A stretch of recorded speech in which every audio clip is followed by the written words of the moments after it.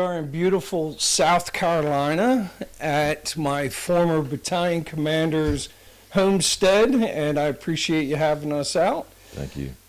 Lieutenant Colonel Goins, that's how I know him, but he retired as a full bird colonel after how many years in the service? 30. 30 years, all infantry. All infantry. 30 years in infantry. He is my hero, and it is an absolute blessing to have you on this, on the debrief. And, you know, we kind of jumped the gun. I'd like to do a little bit of prayer before we kick off. You okay? Let's go with it. All right. Dear Father God, thank you for today. Thank you for bringing us together. Thank you for this beautiful day and just allowing us to sit back 17 years after the fact and talk about the people that have sacrificed and made the ultimate sacrifice, and talk about the heroics and the people that have stepped up and served our nation, Lord. We just ask that you guide our conversation today and let it be uplifting, enlightening, and inspiring, Lord.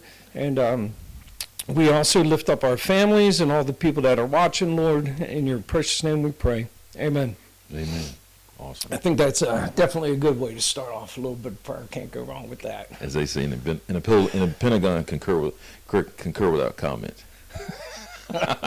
Yeah, so definitely, 17 years since the battle for Baqubah, or the Battle of Baqubah. You know, a lot of people ask me during the book, like, why did you write Battle for Baqubah versus Battle of Baqubah? I said, well, you know, I sat there and I looked at it because it was for a specific piece of training. It was either we were going to be victorious or the insurgents were going to be victorious. So it was for that specific training. That's kind of the way I looked at it. But nonetheless, could we just dive into a little bit of your background and where you grew up, what inspired you to join the military, and we'll take it from there. Awesome. Thanks for the opportunity to share. It's always good to get these things down so people don't forget, and people are able to use this in the future to leverage some things. So originally born in Southern Pines, North Carolina, which is just west of Fort Bragg, now Fort Liberty. Moved to New York City up into the Bronx when I was probably first, second grade, and thank God my parents moved back to Southern Pines, and so we had a small stint in New York City. But grew up, and I consider myself a country guy, there in Southern Pines, North Carolina, right outside of Fort Bragg, so I could see them jumping out of the aircraft doing airborne ops. I could, hear the artillery, and I had, most of my family served. So my grandfather was World War II. My mom's dad. My uncles were either World War II, Vietnam, Korea guys. My dad was in Korea. Were they infantry? So it was interesting. So my dad's youngest brother, Alan Goins, was a major. His branch was infantry, but he was actually a Cobra pilot because the aviation branch didn't exist then. So when you looked at his lapel, he had cross rifles, but he was a pilot. Really? Mm-hmm. Front seat. One of those original Cobra pilots. Original Cobra pilots. I bet he's got some stories. Oh, in fact, he was wounded on a gun run one day in a village in Vietnam. In fact, it was an interesting story. I'm at AUSA, a conference in Washington, D.C., and I'm in my uniform, and a gentleman stops me, and he says, "Goins," and I said, "Yes, sir." He says, "Do you have any aviators in your history?" And I'm like, "Yeah, actually I have an uncle that flew Cobras," and he says, "Alan." And I'm Really? like, what are the chances? And so he tells me the story of him, my uncle making his gun run. He's in the front seat of the Cobra, and he's making his gun run through the village, and he breaks off the gun run because some children run out in the street. And when he breaks off the gun run is when he's wounded. So he takes a bullet between his helmet and his jaw, and his helmet and his temple. And so wow. He, obviously, they fly him back to the forward operating base, get him out of the aircraft.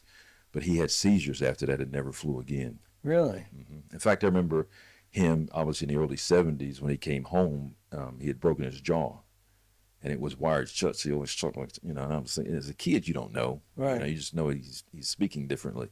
And so he did that. I had another, my aunt, my dad's sister, was a registered nurse at Fort Bragg at Womack Army Hospital. So she spent her career at the hospital. She married a soldier, Uncle Wootson, and he was a master sergeant in the infantry. Was injured on an airborne op there at Fort Bragg and eventually died because of his wounds. She remarried, and that's a special forces guy. He was in Korea and Vietnam, wounded in the calf, and I can't remember which calf, but he was wounded. Obviously, my dad was in Korea. My grandfather, World War II. My dad's oldest brother was in World War II in the Army. Wow. And then my dad's middle brother was in the Air Force. So which one inspired you? Which one set the hook? Which one inspired you the most to just get in? Or did anybody coach you and say, hey, Now, listening to their stories, so Uncle Alan's probably, because he was still in when I was, had gotten a little older. So he was at Fort Stewart. I remember he would come home, as we would say, and it was like he was a superhero. Okay. He's the youngest one. He was a pilot, and people were just excited to see him. And so, between that and being at Fort Bragg, watching those guys road march and doing all the hard stuff, I thought was kind of, manly. I said, that's what I want to do. And just never looked back, never looked at anything else other than being a soldier. All right.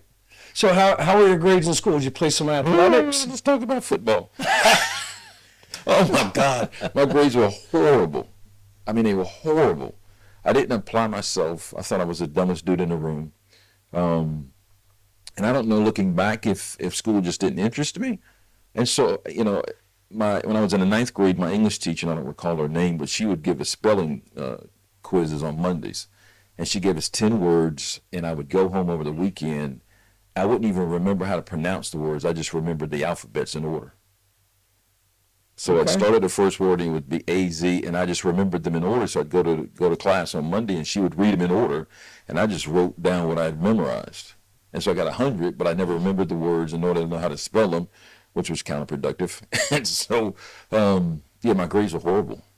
And I didn't like school much, but I passed enough because I knew what I wanted to do was join the Army eventually, and thank God that's what happened. So did you get like an ROTC scholarship? So I finished high school. I was in ROTC, junior ROTC in high school. Oh, you were? Okay. In the Air Force ROTC program. And then I went to college and joined the ROTC program, Army ROTC program at that point. The first 2 years, so 18, 19, I finished up the program, got commissioned as a lieutenant in the reserves at 19. And what year was that? 1985. 1985, okay. So 85, I joined the reserve unit, and then I served in that reserve unit, the 108th Division, from 85 to 87. Then I came on active duty as an infantry officer and never looked back. So it was always, I always thought it was kind of cool that I started wearing a uniform at 13 because I was in high school ROTC. Yeah. And then I went into college and wore a uniform in ROTC, then went into reserves and on active duty. So it was like all I really knew. Wow, okay. So, and what school did you go to? The university, when I graduated, it was Pembroke State University in Lumberton, North Carolina. And then since then, it's been incorporated into the University of Chapel Hill at Pembroke, so UNCP. Okay. ROTC program still up and running? It's still up and running. They actually have two programs. There's an Air Force program and an Army program. Relatively small for the school, but it's crossing road with Campbell University out of Bowie's Creek in North Carolina, which is north of Lumberton, south of Dunn, North Carolina. So that's like the battalion headquarters, and we were company elements at different locations. How many cadets were in your class? 15. 50. Okay. It was small. Yeah, that is. That was the whole graduating class, 15? Mm-hmm. Okay, very good. And so you graduated, commissioned. On your dream sheet, it was infantry, and you got infantry? And so on my dream sheet, it was, I think we had 3 or 5, maybe it was 5, I think, if I recall correctly. And I put infantry in every one of them. Because, obviously the Army gets a vote, but that's what I did, and it came back infantry, and I was excited and happy. And So, okay, so you commissioned infantry. Did you already go to airborne school? I did actually. I went to airborne school in the summer of between my freshman and sophomore year. So the summer of, let's see, June 6th. So I graduated on D-Day of 86. Okay. Was my graduation day from jump school. It was on D-Day. So it's pretty cool. So you came back to college with the jump wings, and then you got assigned infantry. And then what was your first duty assignment? So my first duty assignment was Korea, which was interesting because, my dad had served in Korea. His brothers had been there. So my dad still had a couple field jackets that had the 2ID patch on it. Yeah. And so I think I cut off his 2ID patch and actually put it on my Class A's. That would be cool. And then I wore I took off his name tag and wore some of his name tags on my BDUs for a while until we went to a different uniform. Now, you're also Ranger qualified. So did you go to Ranger school before you went to Korea, or was that later on? So interesting. So I was graduated from college. I'm hanging out before my basic course. I graduated in college in May and didn't report to the basic course until November the 13th. And I'm hanging out, working in landscaping, just waiting for the clock to tick. And I have a motorcycle accident. And so I break both bones in my lower right leg. Oh, no.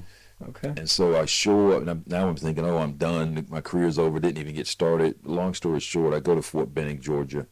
And they said, okay, just sit here until you heal.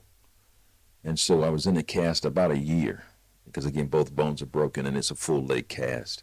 Wow. And so I did not go to Ranger school after the basic course because it was just tough enough to try to get back in shape. Right.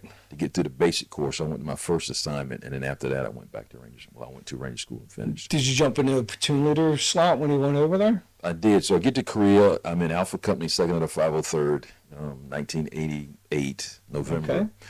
And walk into an infantry platoon. I was in 3rd platoon, 3rd Herd as we called it. Staff Sergeant Santiago was my platoon sergeant. And then great guy. And it was awesome. I enjoyed, the 3 squads and the squad leaders. And 2 squad leaders had the same name, Martin, and Crawley was the first squad leader. It was awesome. Here you are, you're 21, you're in a foreign land, you're responsible for 32 people. It was everything you'd ever seen in a movie. And yeah, in Korea, that was the deal then, right? Like that was in 503rd. Were you up towards the DMZ, or were you on? We were Camp Hovey. Okay. And then we would do rotations to the DMZ for 60 days, if I recall correctly. And so, and then you'd had rotations. So you would do guard post. So you would have Olet and Collier, or the fence along the southern boundary of the demilitarized zone. Or you would then do patrolling. Yeah, that's the real deal, patrolling right? We would patrol, lay in ambushes, put the live claymores out, lay in that ambush all night, retrieve the claymores and pack it back up. And, we would have PC, pre-combat checks and inspections, and then the battalion commander would come in and run through the patrol routes and how far and what's the azimuth and what's the legs and how many meters and all that stuff. So it was a good little test. Yeah. So Korea, I went over in 1992, and I remember all the guys. I mean, that was the deal. Either Germany, or Korea. That was like the 2 hot spots. Other than that, it's pretty quiet. Yeah, it was definitely quiet. And I did a little bit of time at Camp Hovey myself. I went over to 3 tours in Korea, 3 tours at Camp Hovey. So yeah, we certainly chewed some of the same dirt over there. So okay, so Korea happens. Everything you thought it was going to be, and then some. It was. I remember asking my company commander about decision making. How do you make decisions? How are you comfortable with the decisions you make? Do you second guess yourself? Because I wanted insights into how he was thinking, why he thought what he thought, and so it was. He gave me the feedback and said, well, sometimes through experience you learn and you get comfortable with making decisions. You learn, okay, you may make a mistake, and how do you adjust from it, and those kind of things, and you're not perfect. Yeah. And so here I'm asking those questions in 1988, 1990. of a leader that is making those decisions. Because I knew at some point, I'd make captain and be a company commander, and I didn't want to start learning those lessons on the job. No, absolutely not. So, Korea 12-month tour? Mm-hmm. But I extended for 12, so I stayed for 24. You did? I did. So what was the motivation behind that? my peers, they all extended. We all stayed together. There's a photo of us over there, and we still stay in contact now. So Mike Vanderville, retired 06 out of the Pentagon. I've been to his kids' weddings and his mom's funeral, and Tony Ray Turpin out of Mineral Wells, Texas. We all extended because we liked each other. We liked what we were doing, and I spent 24 months there. That's pretty awesome. Did you say Tony Turpin? Tony Ray Turpin from Yes. Mineral Wells, Texas. Okay. I think I know the same Tony. Tony Ray. Okay.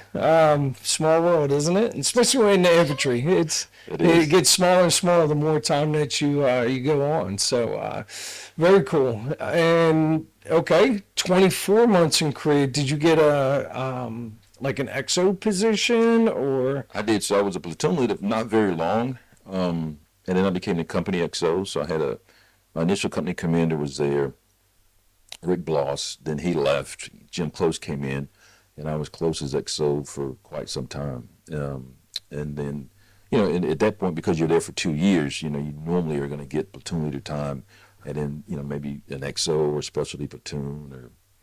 Okay. So it's interesting. So Mike Vandervelde, again, the buddy I would mention, he was a platoon leader. He was the 4 Deuce mortar platoon leader.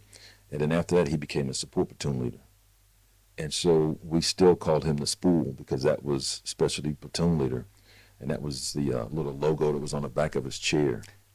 And so even my mom will say, well, how's the Spool doing? Should I even call him Mike? So, those names stick. So, okay. Yeah, it was a good time being an XO. Very good. Very good. Yeah, Korea, it's just a different world over there, isn't it? I mean, Korea duty versus stateside duty, especially that time. Did you get to participate in a team spirit? They were still doing team spirits then. Team spirit was still on. I was there for 2, but we were on the DMZ for our rotation. Okay. So we did not participate in team spirit. As we say, we were up on the Z-Plan tour. So on the DMZ during the team spirit rotations, and we did not. Now, I did get to go back to a team spirit event when I was at 3 Corps, the executive officer for the Corps commander. I went back in the TOC, Tactical Operations Center. Out of all the DMZ patrolling that you did up there, no significant events, all quiet on the northern front? All was quiet, and that's good. Yeah, I probably would have panicked if something would have happened as a platoon leader. You don't realize, you go through the training and the artillery is there and your TRPs and the numbers but as I heard a gentleman say one day, you can read all the books you want to read about ice skating, but it's only until you put them on and literally skate, then you can say, yes, I can skate. Right. Yeah, Korea, gotta love it. Finished your PL time, got some XO time or specialty platoon time, and then where'd you do your company command at? So I came back, emergency PCS. My dad had passed away, committed suicide. And so I came back from Korea in 90, dealt with that trauma with my mom and siblings. And then I came to Fort Jackson. So I came to Fort Jackson as an XO. Did not want to go to Fort Jackson. I wanted to go to the Old Guard in Washington, D.C., but because I had emergency PCS'd home, then the Army sent me to Fort Jackson as a company XO for the basic training unit. Okay. Delta 128, actually. And so I was an Alpha 128. So I was an XO there for a while, and then I was selected to command Delta 128. And so I became a company commander for a while at Fort Jackson, and then I went to the career course. And then I went into company command in Germany. And squeeze Ranger School in there somewhere? I did. Yeah, that's right. So I came back, was at Fort Jackson for a while, and then I went to Ranger School, and then came back to Jackson. And it was interesting because I was young then. I'm 22. You couldn't tell me I couldn't run fast enough, couldn't run far enough. And so my brigade commander kept pushing Mike Vandervelde, the Spool, and I to go to do the best Ranger competition. Okay. right? And so we were so into it and working out and doing mini triathlons, so we would even strike the best Ranger competition pose, and we were holding the 9mm 45s up at the time. We would always strike a pose, and so I did. I went to Ranger school, came back, lost 40 pounds. Wow. The whole shoot match. I remember I could bench press 225 pounds 13 times, 3 times. I was thinking huge. And when I came back and went to the gym with Mike or the spool, I couldn't get 135 up off the rack. I just took it out of you. It smoked my bags. All right. Did you go clear through though? No I got recycle? recycled, so that's just you're a rare anomaly if you get to go initially straight through. So I showed up, we did the PT test, and of course I failed the push-ups. So you get out in there, the Ranger instructor is like 1, 2, 3, 4, 4, 4, 5, 5, 6. This is, and so this isn't going to go well, right? So you do what you consider like 800 of them, and he says 20. You're a recycle Ranger. Do you want to stay or go? I don't want to stay. So you get in the back of the line, and he says, okay, well, actually, he gives you an opportunity to rest, and then to come back, and at that point, you may be able to get out 2. Right. And you're on your face like, and so then he says, do you want to stay or go? And of course, you stay, and then I went straight through after that. Okay. All right. Company command. Did you get a second company command outside of I did. the basic training? Actually, probably a rare opportunity. So I did the basic training company command, and then I went to Germany after the captain's career course. I was a maintenance officer for 15, 18 months, and then I commanded Charlie Company, 126. And then I commanded HHC of 126. While I was in Charlie Company, we had an opportunity to serve serve the United Nations in, where did we go? We went to Macedonia. Really? Went to Macedonia as a company commander for Charlie Company. In Charlie Company, went down there and served there for 6 months, came back, took HHC, and then left there and then went to the Old Guard. What was the mission in Macedonia? So at the time, Greece and Macedonia weren't getting along, in Serbia and Greece and Macedonia, so there was an embargo, and Serbians were coming across the border in Macedonia, so the United Nations said, hey, we need to monitor this. So, it's interesting how things just get, just ground into you. And it was to observe, monitor, and report activity along the border. And that was really the first time I was tested. And so, they were smuggled, fuel because the economy had, there was an embargo, so the economy had come to a halt.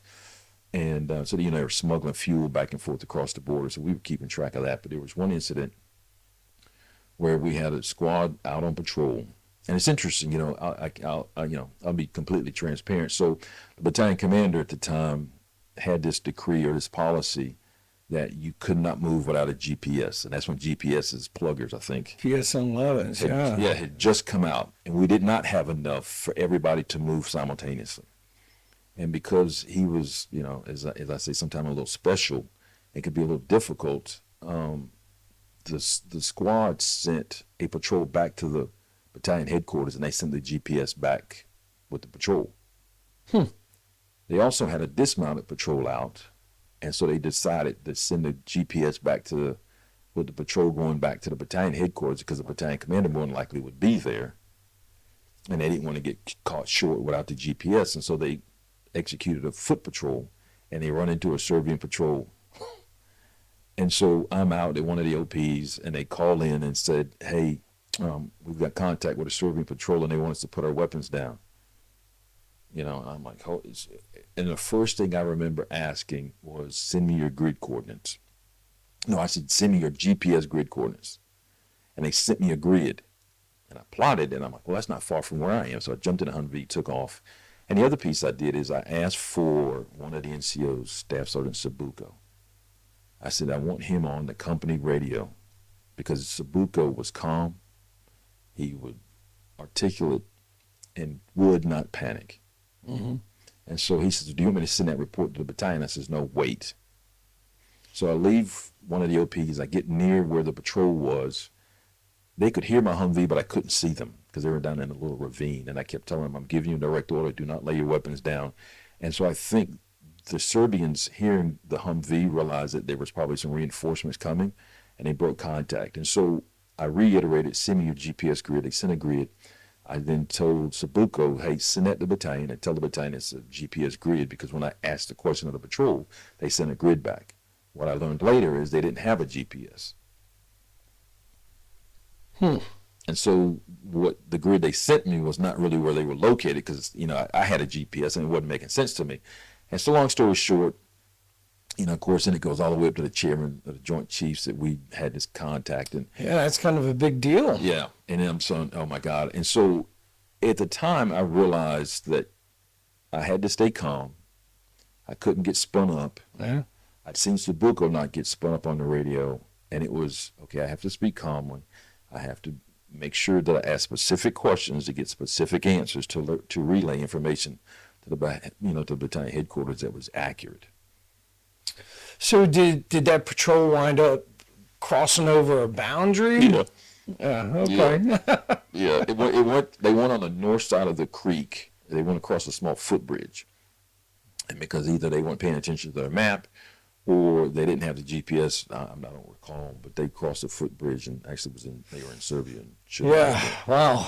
That could have went sideways real quick. Quickly. Yeah. Could have. And so, we did that. And then I came back and went into HHC, and that's where I really learned, what cooks do and what the mechanics do, and and then I got to see the battalion staff. Now, was that a light infantry unit that you were That was part a of? mech battalion. Mech. So I was a Okay. light infantry in Korea, and then I showed up in Germany. That was when we were swapping, going heavy to light to mech and that kind of thing. So when I showed up as a maintenance officer in the battalion, I thought I wasn't going to make it, because as a lieutenant, the biggest thing we had was a machine gun, the M60 at the time. Right. Now it's a 240 Bravo, but I was like, and then when I showed up and I saw all these vehicles and the Hemet fuelers, I'm like, oh my God. Lots of equipment. What? The BMO, right? The BEMA, and it's to understand the supply chain. I thought, my God, I'm not going to make it. Yeah, so that was Bradley's, right? Mm-hmm. Okay. Because I know they had like the 901s over there at one time as well, yeah? And I think we were on the A1s maybe. Okay. They were just, because we were still swimming them at the time. Yeah, so did you ever have any prior experience with Bradley's? No. That this was your introduction to a Bradley fighting vehicle? So they did send me to the BMO Corps. So I did, I went to Fort Knox, the home of the armor at the time. Now it's moved to Fort Moore. But I was like, this is going to, because the school was trying to teach you the PLO, prescribed load list and Ol's box, how to order parts and what parts numbers mean. And, so they kind of showed you what a Bradley is. And I was like, oh my God. And so when I got to Germany, I saw the entire fleet and the wheel vehicles and oh my God, this is going to get ugly. Oil samples and. Yes, yeah. But it served me well, because once I learned it never really changed. Okay, so you became the maintenance officer, completed that, and what was the next move? So at BMO, then I went to Charlie Company, did the Macedonia piece, came back and commanded HHC, Okay. and had an opportunity to serve another battalion commander. This guy was a big brain guy. He was a big thinker, and he really changed my life from the perspective of his first question. He had all the officers in the conference room, and he said, what's the first thing you know? And of course, people were like, your name, your parents. And he says, no. The first thing you know is, Jed's a millionaire. Well, at the time, everybody knew that Beverly Hillbillies. At the time, people don't know that now because it's too old. But and his response was, or his response to us was, make sure that you thought that could be an answer. Don't limit the way you think. And then the next thing he taught me was about investing in the stock market. Okay. So he was reading Wall Street Journal. I walked into his office one day and he said, are you investing any money in the stock market? I'm from Southern Pines, North Carolina, and my dad told me to buy double E bonds, and I was like, I sure am. And he says, what are you doing? And I said, I have double E bonds. And he snatched the paper down, and I was like, maybe I don't know what I'm doing. So long story short, he took me over to his dry erase board. He explained the stock market. And then when we came home from Germany, I cashed those bonds in, I put them in the market and fed it. And when I left the Pentagon the last time in 2015, he invited us over to dinner. And the first thing he said to me when I got to his door was, are you still putting money in the stock market? Yes, sir, I am. He goes, well, come on in and have something to eat. That's awesome. That's very good. That's very good. More leaders need to have those talks with those young soldiers. Bonds, it's a start. It's simple, but the stock market and make that money work a little bit better. So if you're a leader out there, take some time and talk to them troops about investing wisely. Right? Yeah, because I did that when I was in 112. We were in the field, and I gave a quick investing class, and there was one soldier, I don't remember his name, but we went to JRTC. He was sitting in the passenger side of a Hemet inside of a Hemet fueler. And he goes, sir, come here, I want to show you something. And he had saved, I want to say it was like $18,000. And he goes, look, I'm saving. I said, well, now you need to invest it. And so it's interesting as you look back over your career, some of the, you put things out, and a couple of the guys that I've talked to recently have been able to save money, bought duplexes, property, and they're just moving on. So it's always, you got to share everything. Everything. That's a good leader, right? Share it. And that's a fact. Yeah. Company command time done. Moving on, you make it back to the States. So company command time was not done. So I commanded at Delta 128 Jackson. Then I commanded Charlie Company 126 or 215, and we reflagged HHC 126, same battalion, just reflagged. And then I went to the Old Guard finally. You did? I did.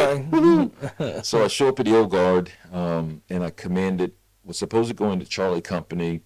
Something happened, and I went into HHC, and so as we would say, we stood on the march. And so at Fort Myers, Whipple Field, and then which is over by the chairman's house, and then there's the large parade field, and so they have concrete for all the leader positions because you just you turn and you do so many ceremonies. So you have a DA retirement, which is 06 and below. You have a GO retirement, which is 1 to 2 stars, and then you have a special GO, which are 3 and 4 stars. So you're always out there, and so we always just call it on the march, or you're doing funerals in the cemetery, and that's all you do. What was your draw to the Old Guard? The too many unknown soldier. Really? Okay. And so it was the discipline it would take to do that, and the precision. And then when I got to the Old Guard, I realized officers don't walk on the tomb. That's all enlisted guys. So I felt cheated. But anyway, but I did get to do funerals and march in a larger DA or special GO retirements, and which takes discipline to stand there and like sweat and not pass out and look your best and do all those kind of things. And you guys also still trained your traditional infantry roles as well, right? Yeah, we would leave Fort Myers, drive to AP Hill, and do our typical infantry training, because part of our requirement at the Old Guard was to back up the National Capital Region. So we had riot gear and all that stuff that would cover down, whether it was the National Police, I believe, or the FBI, or the Parks Department. And so that was always part of our contingency ops in the National Capital Region. Were you married at that time as well? Mm-mm. Okay. I was not. Still single. Bunch of guys. Randy White was just a good friend who retired as an 06, works up at the Army War College, and Rob Esty, who commanded the battalion. In fact, he commanded 112 Infantry at the same time we were in 112 Cav. And he was in 4th ID. We're just over in 1st Cav. Yeah. So just a bunch of guys that just were hanging out and having a good time in Northern Virginia, and I got promoted, and later down the road decided to get married. Okay. All right. What year is this? What year are we at? So we would be I left Germany in 96, so 96 to 98, I was in the Old Guard, selected to be an aide-de-camp to a General Foley, Robert Foley, and he was a Medal of Honor recipient in Vietnam. Okay. Which is unique because, one, he's obviously still alive, a Medal of Honor recipient. Here's the other thing. Lieutenant General Foley retired, but he is 6'8". So, he's 5 inches taller than I am. Wow. And so to think he was an infantry officer in Vietnam. They land helicopters, they get off, and they basically get off in an ambush. and very quiet and humble man. He cares about humans. And so he says in when I talked to him about the incident where he was nominated and received the Medal of Honor, he said, I just got mad. He said, and I grabbed the M60. He said, and I just started running, shooting. He goes, and when I kind of came to myself, I realized, oh my God, I'm out in front of the company. I'm supposed to be the company commander. Yeah. And by the way, I'm 6'8". What am I doing? And so one of his other soldiers basically followed his suit, followed him, and he received a Medal of Honor as well. Really? For the same incident. Incredible. Yeah. And it's interesting, so we would go to the White House during the Clinton administration, and he had on his ribbons the Medal of Honor, the top ribbon. And he had two sets, and the driver one day broke one. So he had the Medal of Honor and another one. They were side by side, the top two. The driver broke this medal set, so we went to the backup, which just had the Medal of Honor up by itself. And so we put it on his uniform. We went wherever we were going, and he came back and he goes, hey, what happened to the other set of ribbons? I said, sir, I broke them by chance, by accident. We had to go to the backup. And it was interesting because he was a very humble man. What was your biggest takeaway hanging out with how long of a tour was that? 2 years? So the Old Guard was 2 years, and then I think I was an aide for almost a year, maybe right at a year. What was your biggest takeaway hanging out with a Medal of Honor winner all that time? To be humble. Be humble. He always wanted to show up early. He never jumped a line. So we had it was maybe Memorial Day, and so we're at Arlington Cemetery. President Clinton was there, and in President Clinton's comments, he said General Foley's a Medal of Honor recipient. And so, the ceremony is over, and people now want his autograph. And so Mrs. Foley's with us. I put Mrs. Foley in the car, and I'm standing there, and he's signing autographs, and he's signing autographs, and he's signing autographs. So I reached in the aid bag, I pulled a phone out, act like he has a phone call, and I do like this so he can see the phone, and he shook his head. I closed the phone. I stood there, and he signed it. Man, and he signed it, and he signed it. So I take the phone out again, and he waves off. And I said, okay, we're just going to be here till he signs them all. And he did. We get in the car, and I said, sir, why'd you stay? And he says, because they wanted my autograph. Why could I tell them no? Right. And then we had done the inauguration, I think, for the Clinton administration, and there were thousands of certificates, man. Thousands of certificates for, soldiers and, everybody that was involved in the inauguration. And he had an auto pen. It was in the basement of the headquarters, and he did not use it. Signed every one. That dude sat there and signed. We put boxes of pens. Wow. And he signed every one of them. And so every award that I ever signed, I signed them all. Whether I was a battalion commander, a brigade commander. In fact, when I left Afghanistan, I wanted the awards turned in early. The battalions obviously were complaining. And I said, well, I've got to sign them. And I'd get a stack of them in a couple boxes of pens, and I'd spend a couple hours a day just signing away. And then the soldier asked me, he said, sir, I often wonder if people sign them or if they auto pen them. He goes, and I would hold it up to the light to see if I could figure out if they'd sign them or not. He goes, but you've answered the question. That might have played into a role, and we'll get to it later, but that story we talked about last night. Interesting. All right, so you finish up your tour over in the Old Guard successfully, and what's the next step for? So Major Goins at that point is selected for Command Officer General CGSC, Command General Staff Officer course. At the time, it was very important for an officer to get selected to go to CGSC. There were really two opportunities. So the first year meant you were in the top portion of your class, so probably the top fourth. Then you could get selected your second year, which means you were in the 2/4, and then if you did not get selected, that meant you were in the bottom half of the class. When you went to your unit as a major, people wanted to know. Leaders would say, did you go to CGSOC? If the answer was no, then you probably were not going to become an S3. That was just a major cut line. Right. And so I was fortunate enough to get selected to, go to CGSC. And that probably didn't hurt that I'd commanded, basic training, and I'd commanded two, a line company in Macedonia, commanded an HEC, and then I commanded in the Old Guard. Yeah, that's pretty unheard of. 4 commands, right? 4 commands. It was a little different. And so, so I go to Fort Leavenworth. I'm there. I spent a year in the CGSOC. And then my boss that taught me about investing money, he is the director of the School of Advanced Military Studies.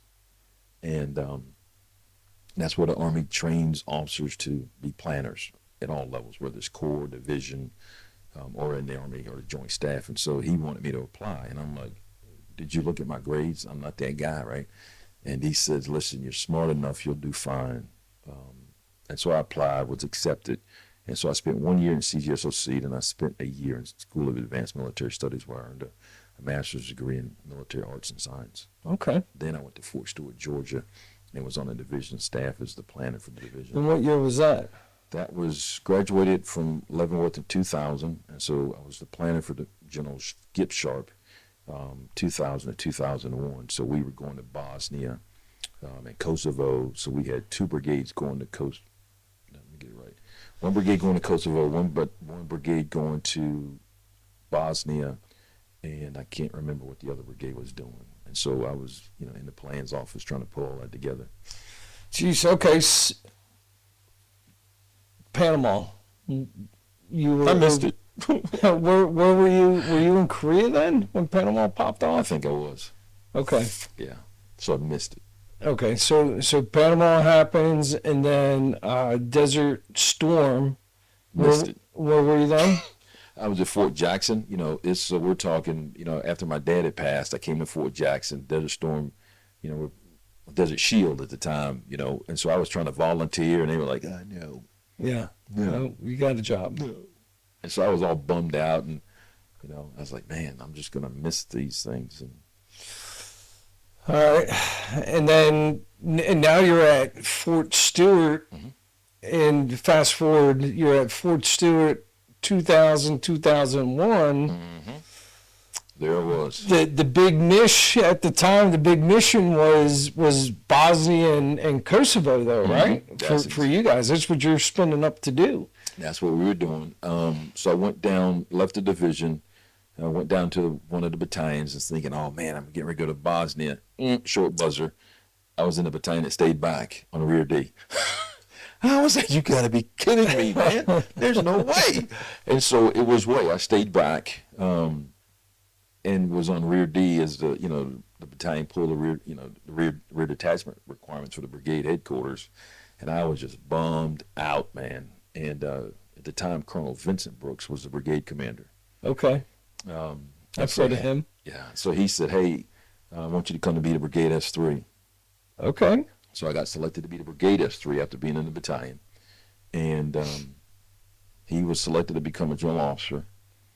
And I remember walking into his office and said, hey, sir, a lot of people are saying congratulations. And then he departed shortly thereafter, and Colonel Will Grimsley came in. And then, 9/11 hits. I'm sorry, 9/11 occurred while I was in the battalion. The planes hit the tower, excuse me. The plane hit the towers, and when I was a battalion, then I go to brigade, and the division starts, hey, we might have to do something. We may have to go somewhere. And so we start doing a lot of who's available, manning, weapons, qualifications. Yeah, Fort Stewart, that's 18th Airborne Corps. You're running. Spin it up, boys. You got the division readiness DRFs. And that's right. So what exactly were you doing on 9/11? What was going on? So I'd got up that morning and had done physical fitness, was sitting in my office as a battalion S3, and across the hallway was the intel officer. And he said, Eric Sprague. And he came in the office and said, sir, a plane just hit the World Trade Center. So mentally, I was thinking, when he said hit, I thought a plane had nicked the World Trade Center. He said hit, I thought nicked. Okay, probably just, wing hit it or whatever the case may be. And So we went into the conference room and turned the television on just enough time to see the second plane hit the second time. I was like, you said hit. And I was thinking, Nick. Of course, and like, the average American, you're thinking, what in the world, man? Right. And then when the towers begin to fall, you realize at that point, oh, this is life has changed. Yeah. And you knew at that point, and so it's September, and I'm thinking, we may be lucky to stay here through December. At that time, did you know who Osama bin Laden was? No. Either did I. No. Al Qaeda, and when I went to all the schools, it was still the Russian horde. Yeah.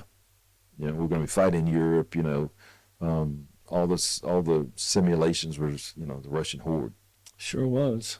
That's where we focused, and so that was obviously in September, and then we did all the reports and the unit status reports of who's where and all that kind of stuff, and then we knew that we would probably receive a phone call, and we would be out of the door by January. So right around Christmas time is when the intel officer called and gave me the code word over the phone, and they okay, we're out of here. We came back in January after Christmas leave, and took off for the initial ground campaign into Iraq. Okay, so January, you guys get the word. You rally the troops. Did you bring your equipment over, or did you fall in on pre-positioned equipment? I think we brought our own, if I recall correctly. I remember it was just a bad dash. You've been there. There's just so much going on. And you're trying to get your personal life together. You're trying to get the unit together. You're burning the midnight oil. You're getting all the shots. And so, we get all these Gamma Globin shots and all these, and it knocked me on my tail for like 2 days. Wow. I mean, I was deadlined, right? And so I get up, I get to the office, and, I'm sweating profusely. And so they said, you leave like day after tomorrow on this plane. And I'm pretty sure we took all our equipment. So then it was just load the aircraft and take off. And we did. And I remember there was a stewardess there, and she had a white T-shirt, and she had a magic marker. And she asked us to sign our names and, whatever our call signs were. Because they didn't have, they knew that this was probably going to get ugly. Yeah. And most of them had no knowledge of, what an Army unit was or did or that kind of thing. And so we signed the shirts and got to Kuwait and, went to Camp Pennsylvania and sat there and, double checked, double PCI. So, pre-combat checks, pre-combat inspections, and we did all that stuff. And then finally the word was, hey, we're going to go across the... How long were you guys on the ground before you started heading north? 45 days, maybe. Okay. 60 days, something like that. Was there range time, or you guys able to do Yeah. a lot of range time, do Small arms, yeah. training, Yeah. and train some more? Small arms, revisiting the sequence to get to Baghdad. And so, in fact, downstairs are the my hand-drawn sketch order of movement for the brigade, because, again, I was a brigade of 3. And so I had all the battalions and all the companies and who's moving where and who's doing what. And here's the phase lines, and here's all the TRPs and all the, PAAs for the artillery. And so all of that. And so it was interesting. The last unit to check in, and the one that I thought as a brigade, and I was a major, and I was young and was a little rough around the collar. What? Oh yeah. Oh man. Ooh, I probably looking back, I wouldn't like myself. But the last unit to check in was a maintenance unit, and I thought they were just a ragtag fugitive fleet. And so we start the ground campaign, and there was a lady by the name of she was captured. Jessica Lynch? was captured out of that maintenance battalion, her and the other young lady. So they were in our brigade when she was detained and captured. Really? Yeah. I remember it coming across the radio that there was a break in contact. And of course, at the time, you know, you just didn't have the full, you had an old-fashioned picture. You know, so I was in a 5.77. I had a map on the board on the wall. I was going to ask you that. Were you in a 5.77, the traditional brigade talk, rolling hard? Rolling hard, and I'm tracking push pins and a map and frontline tracing. And at the time, you know, we had FBCB2, Future Command Battles, whatever the acronym is. But anyway, you know, you could track it on GPSs, and only the company commanders had them. Right. So there was thousands of vehicles that you didn't know where they were. Know where they were. So you always had to get a frontline trace. And so I moved to push pins, and I remember the division commander would say, why is there such a gap? Well, sir, because that's the battalion commander, and there's a battalion staff, and there's a company commander, and there's, you know, that's Alpha Company, and there's 500 vehicles, and there's Bravo. Yeah, I could imagine. And he was always frontline. The division commander wanted the frontline trace, General Blunt, so many times. So when we stopped, and I told my brigade commander, so please take this TechSat radio. I want to throw it out of the vehicle. Because oh my God. And so, and then another guy, Frank McClary. So we start putting on NBC suits, on chemical suits. And we go to MOP 2, so you're wearing your suit, carry your mask. And I remember telling Frank, I said, man, if we don't find any chemical weapons, how much egg is going to be on our face? And he was like, man, just be safe. Yeah. Just be safe. And so we took off, and, you know, we fought through the Karbala Gap, and then we had, you know, so the talk is up, and we had our first casualties, first killed in action. And so Alpha Company, Rob Smith was the company commander's name. He retired, and he's at Fort Leavenworth. Great dude, man. And the first thing I noticed, you know, the Brigade Tactical Operations Center has a lot of people in it. You know, there's aviators and military police and, you know, a bunch of people doing a lot of different things.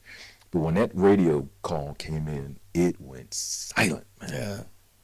It's amazing. And I've seen it happen a multitude of times since then. The guys it went silent. And they're just waiting on orders. And so it was that was the first time I noticed what hearing KIA over the radio what it would do to an organization. Yeah. Was that direct enemy contact? Armor? It was armor. Okay. And so, you know, again, it was, and then I saw what happened when an organization didn't follow the op order or the graphics. And so the Cav Squadron went crossed the river further east than what was on the plan. And they kind of, you know, they got out there. And I remember hearing the squadron commander over the radio, and you could tell he was nervous. You know, you've been in that environment long enough. You know when people are nervous, you hear it in their voice. Yeah. And he was nervous. But we were able to send, I forget which company, but the brigade commander, my guy, Will Grimsley, sent one of the companies to go pull him out, you know, reach down, clear the route, and then bring him back on I think it was the west side of the river. How far did you guys push in? Was it just nonstop, 48, 72 hours? Yes, until we realized, you know, the old adage of you cannot run your logistics. Yes. Right. I mean, it's like amazing how you learn those things over and over and over again. So we get north, I believe, of the Kabbalah Gap, and we're black on the artillery ammunition. Really? Yeah. Okay. And so we stopped. And I can't remember if it was 48 or 72 hours. And people, you know, at that point are just babbling knuckleheads because they just haven't slept. Yeah. And they're just out of gas. And so not only are you out of gas personally, but you're out of artillery rounds. And so we stopped for 48 hours. I remember seeing Ted Koppel. He was with us as a reporter. And he was laying in the sand because we didn't put any tents up. We just kind of laid around. And I remember seeing Ted Koppel laying in the sand, and my first thought was, man, that guy looks old. You know, here I am, a young whippersnapper, so what do I know? So we stayed for about 48 hours to catch up, refuel and top things off, and then right before the SP make the turn into Baghdad proper, we had MLRS firing, right, and you could see the rounds come out of the pods, and it was just, dude, it was like fireworks on a massive scale. And I'm standing there. So at this point, this is 2000. When did we go in Iraq? 3? Yeah, 2003. And so I'd been in the Army, I don't know, maybe 10 years, a little bit longer than that. And my brigade commander standing there, and he'd been in the Army 23 years. And he's, I'm looking, and I'm thinking about where those rounds are going. I'm thinking, my God, somebody's going to eat that. Yeah. Somebody's going to be on the receiving end of all No, those that rockets. wasn't just one MLRS either, was it? It was multiple. It was multiple rockets leaving, man. Wow. It was Yeah. multiple. And, it was just, and I was thinking, my God, you imagine being on the other end of this. Yeah, man. And then you realize the toll, because somebody's gonna eat that. Oh, yeah. They are gonna eat that. Yes. And he said, so my brigade commander says to me, he says, remember this, because it's taken me 23 years to see it. Mm. I just didn't realize that I was going to be in it for 20 years. Right. I did not realize that at that point. So you guys continue pushing, and what's your objective? So we had several, but we had several intermediate objectives, but the crown jewel was the airfield, Saddam International Airport. Okay. That was our brigade's jewel. And so we get close to the airfield. Rock Marcone was a battalion commander, was a lead battalion, and we're shooting artillery. And it was almost direct lay, which means that the guns are almost parallel to the ground. And so you hear the guns fire, boom, and then you hear boom. It was not very far from out of the tube, shot to splash. Right. And then Marcone had gotten a little ahead of himself, because all of a sudden I hear over the radio, check fire, you're shooting me. Well, you've outrun your artillery. Actually, you've gotten in the middle of your artillery. So he leaned too far forward and didn't slow down, and we were firing a pre-planned target. That's that frontline trace. That's important. Where are you? You said here, but now you moved. So we checked fired, and then as we were going on to the airport, a vehicle turned over in a canal, and we lost one guy and a reporter. Really? Drowned in the canal. What kind of vehicle was it? It was a Humvee. That was before we had, knives that cut seat belts and, Right. No up-armored Humvees. It was the old-fashioned canvas Humvees. And Right. It's the middle of the night. And So enemy resistance, was it? not Where much. were we at? Not much. We crossed. We crossed a river. We had some RB-15s, and it wasn't a lot. Because I think at this point they realized, hey man, this is going to be brutal. Because you see artillery. They had some technical vehicles, which were the guns mounted on the back of trucks. Mm-hmm. And we were just killing them thousands of meters out, because they couldn't see us, but we could see them. Right. And so you'd shoot a tow off the Bradley at them, or a tank would fire at that thing and just destroy it. You'd vaporize them.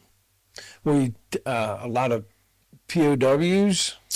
So when we got to the airfield, we had several. So we get to the airfield, we secure the airfield. And it's the Saddam International Airport, and I'm standing there with a map dividing the airfield. Okay, we need to bring in, the Apaches, and we need to put this here. And so we had a hangar that we put POWs in.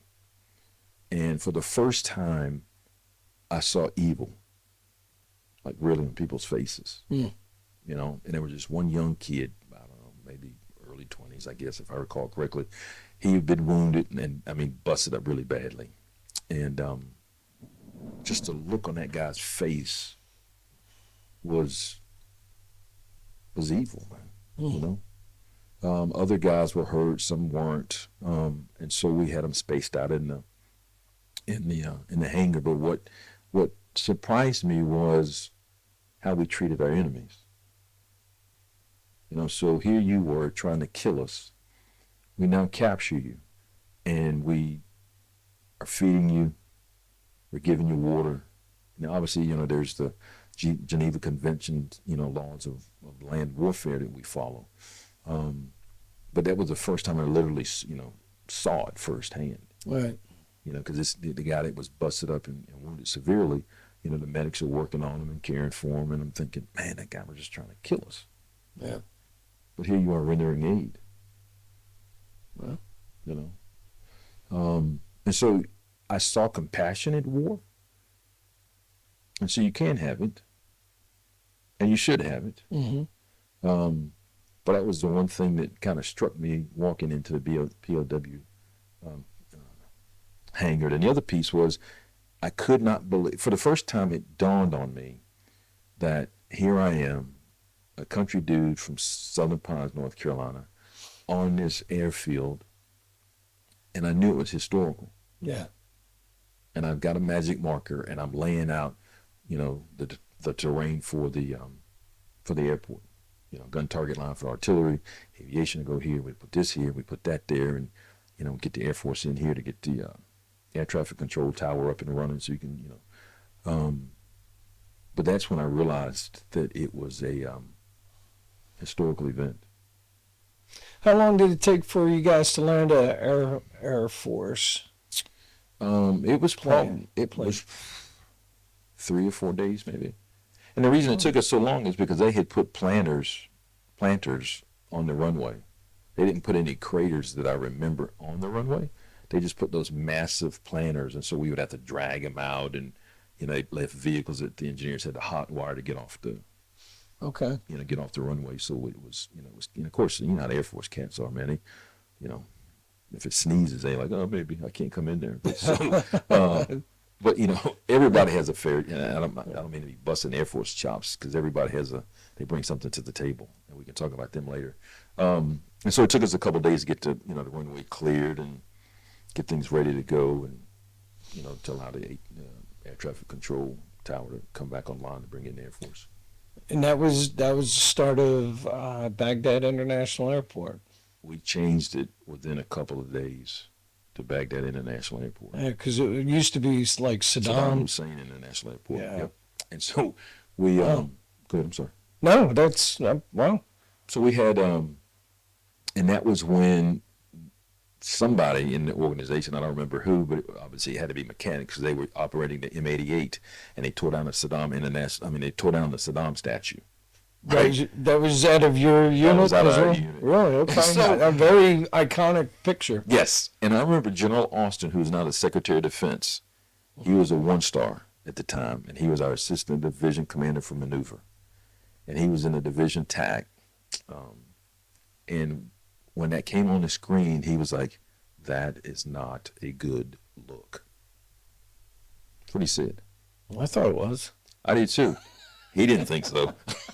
He was not pleased by any stretch of the imagination. Yeah. And then shortly after, 2nd Brigade and 3rd Brigade closed in on the airport, and the division came up with the Thunder Run. Yes. And so Colonel Grimsley, I wasn't in that meeting, I don't recall. But anyway, Colonel Grimsley comes back, and he tells me, he says, hey, the division wants, you know, to do a Thunder Run through Baghdad. And I said, what, sir? He goes, yeah, they're going to drive through Baghdad. I said, are they staying? Are they coming back?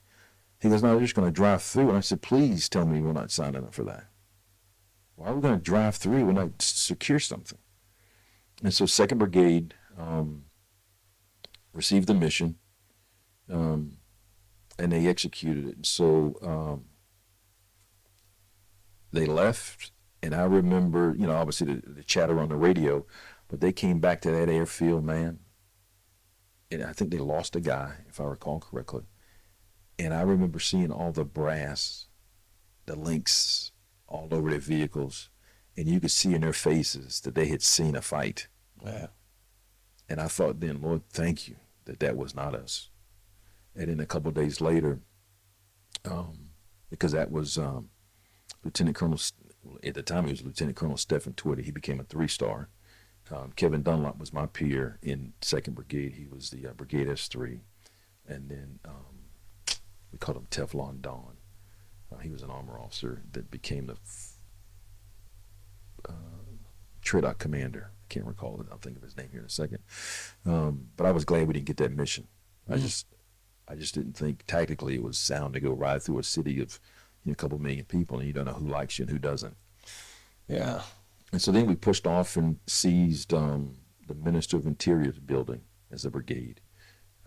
We did a relief in place with the Marines, 7th RTC, which is a West Coast set of Marines. We did a relief in place with them, and then the Minister of Interior building compound is where we set up the brigade headquarters and started trying to get people, who's running the power plants and where's the school teachers. And that's when Orhas showed up in the State Department and trying to figure out, okay, how do you jumpstart this country back? Because everybody just walked away. Right. How do you jump this? How do you get the power back on? How do you get the police back? Where's the teachers? Where's the sanitation? It was. Whoa. Yeah. Man, it was a doozy. Right? You're trying to get this city and the country back online, and it was different. It was really different. In meantime, combat patrols and operations and oh yeah, small arms fire, and it didn't really escalate too badly. I remember Kevin Cooney, Kevin Cooney was in a sister battalion, and Kevin Cooney and I met at jump school. We stood side by side in 1988 in Delta Company. Okay. 42nd Company. And we met in 1988 in jump school, and now here we are. I'm the Brigade S3, and he's one of the battalion S3s. And we're on the roof watching the tracers back and forth, drinking olive juice. He had olives somewhere. Somebody had sent them somewhere. And we're up there sitting behind the wall watching the tracers eating olives and drinking the olive juice. It's kind of a surreal moment, huh? It was. It's kind of like, oh, man, this is... And, of course, the tracers are coming from somewhere and they're going somewhere. Because, again, you realize what's happening. And so, but then we gradually started picking up more small arms contact, ambushes before I departed. Because what happened for me was I'm the Brigade S3.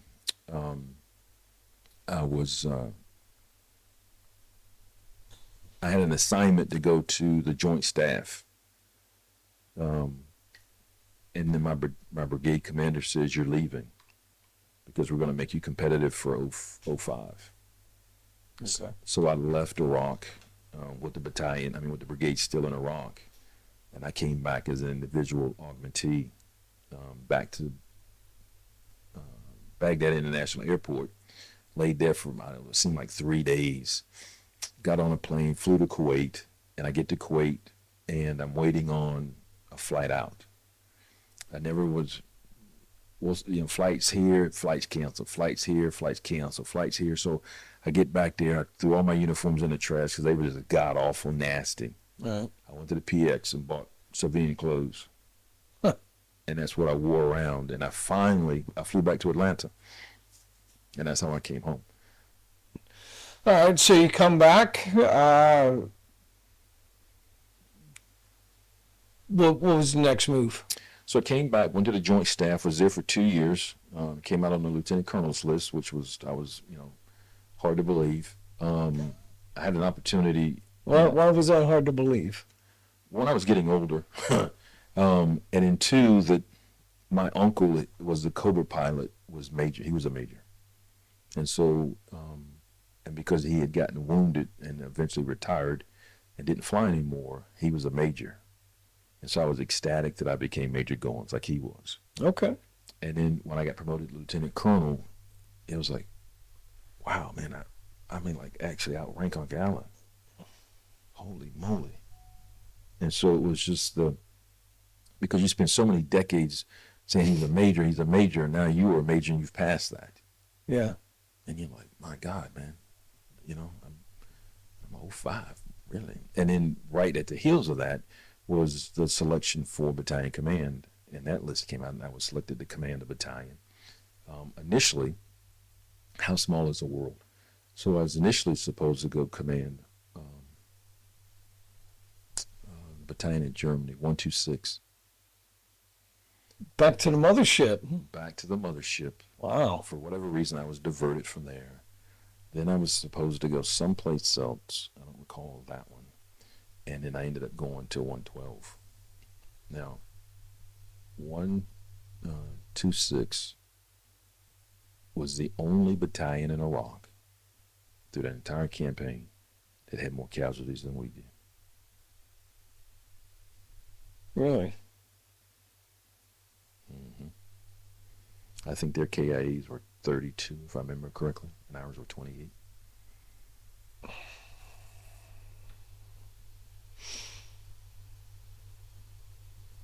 Interesting. Very. So you come to 112. Mm-hmm. What was your thoughts coming to Fort Hood 112? Was that something you were primed for, ready to go? I was. So a side note, so I take. So Rob Esty, who we were in the old guard together, and again I mentioned he commanded 112 Infantry and 4ID, all at Fort Hood together, and I'm going into 112 Cav. I'm sick. I mean, I show up. I needed a place to stay.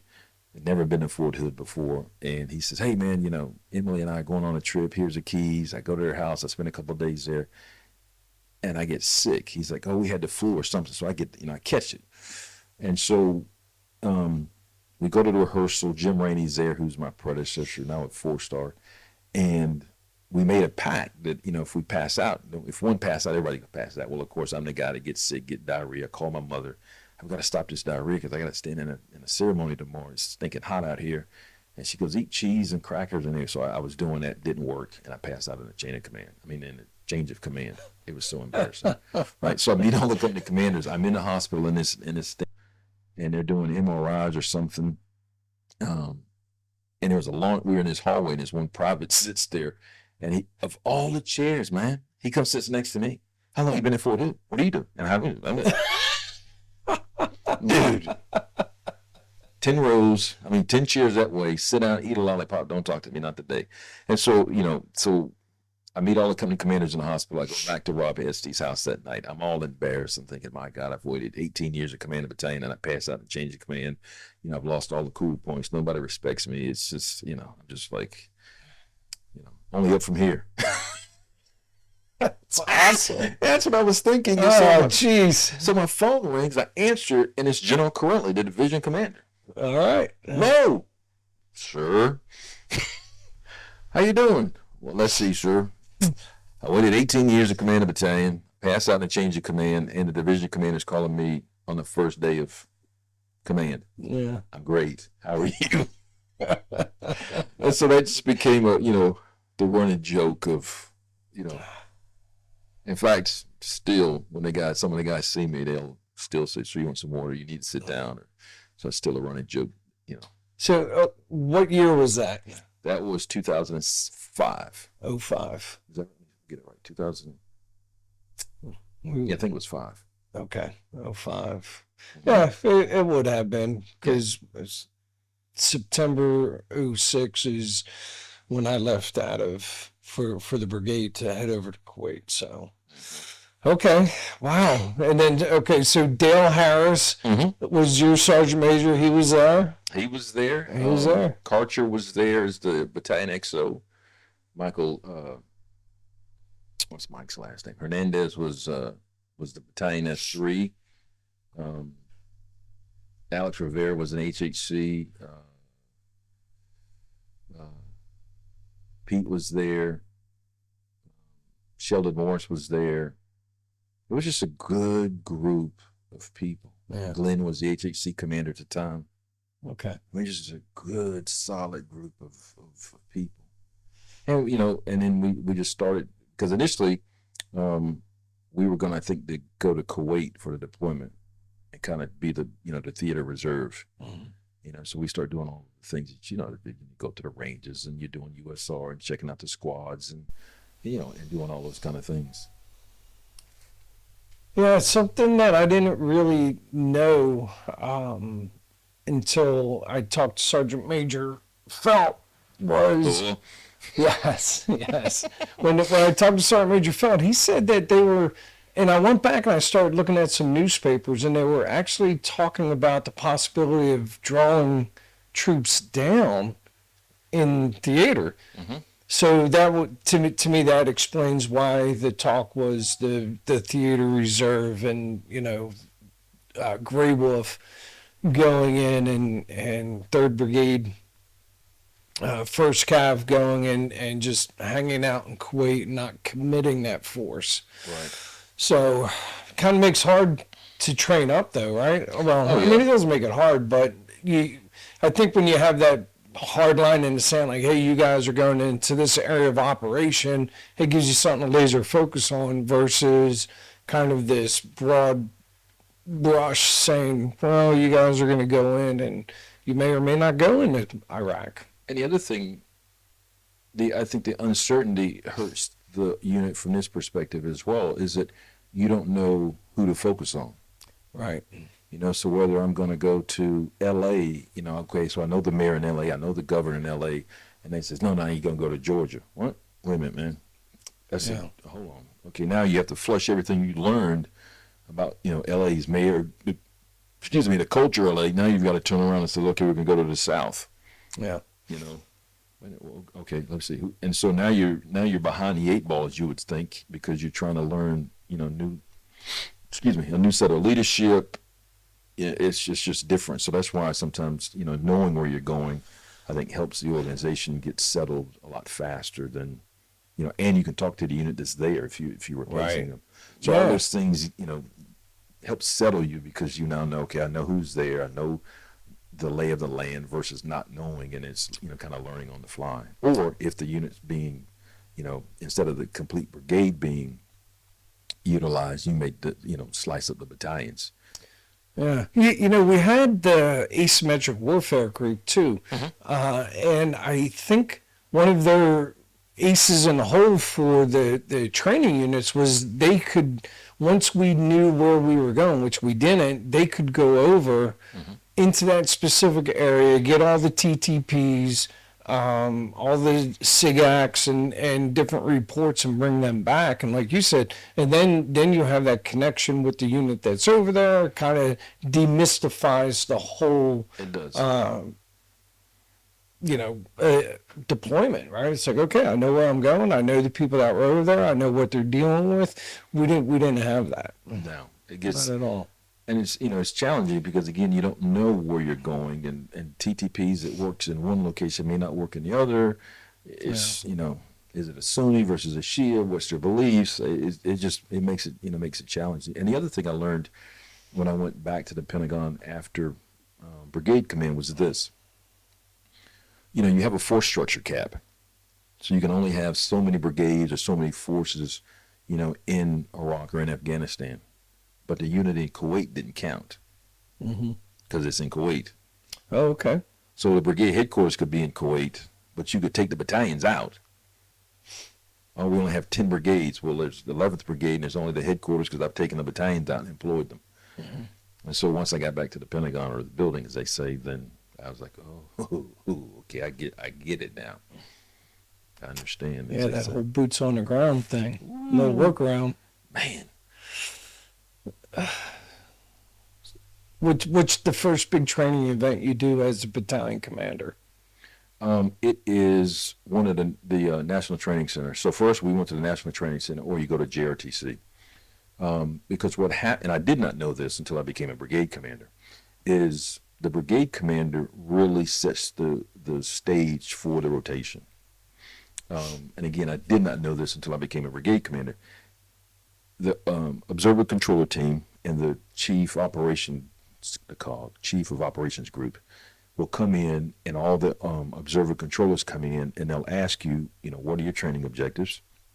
What do you want to accomplish?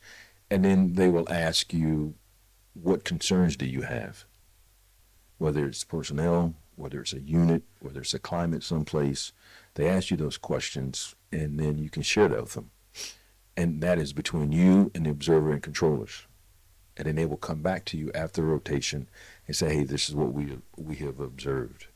Okay. And so they'll kind of, and the reason that's important is because when we trained up to go to Iraq on the initial ground invasion, we had a chemical officer who would go nameless, but wasn't very good, and I was very concerned if they were proficient in their duties. And so at the time, Brigadier General Lloyd Austin came up to me, and he says, Mo, how can I help you? And I threw it on the table.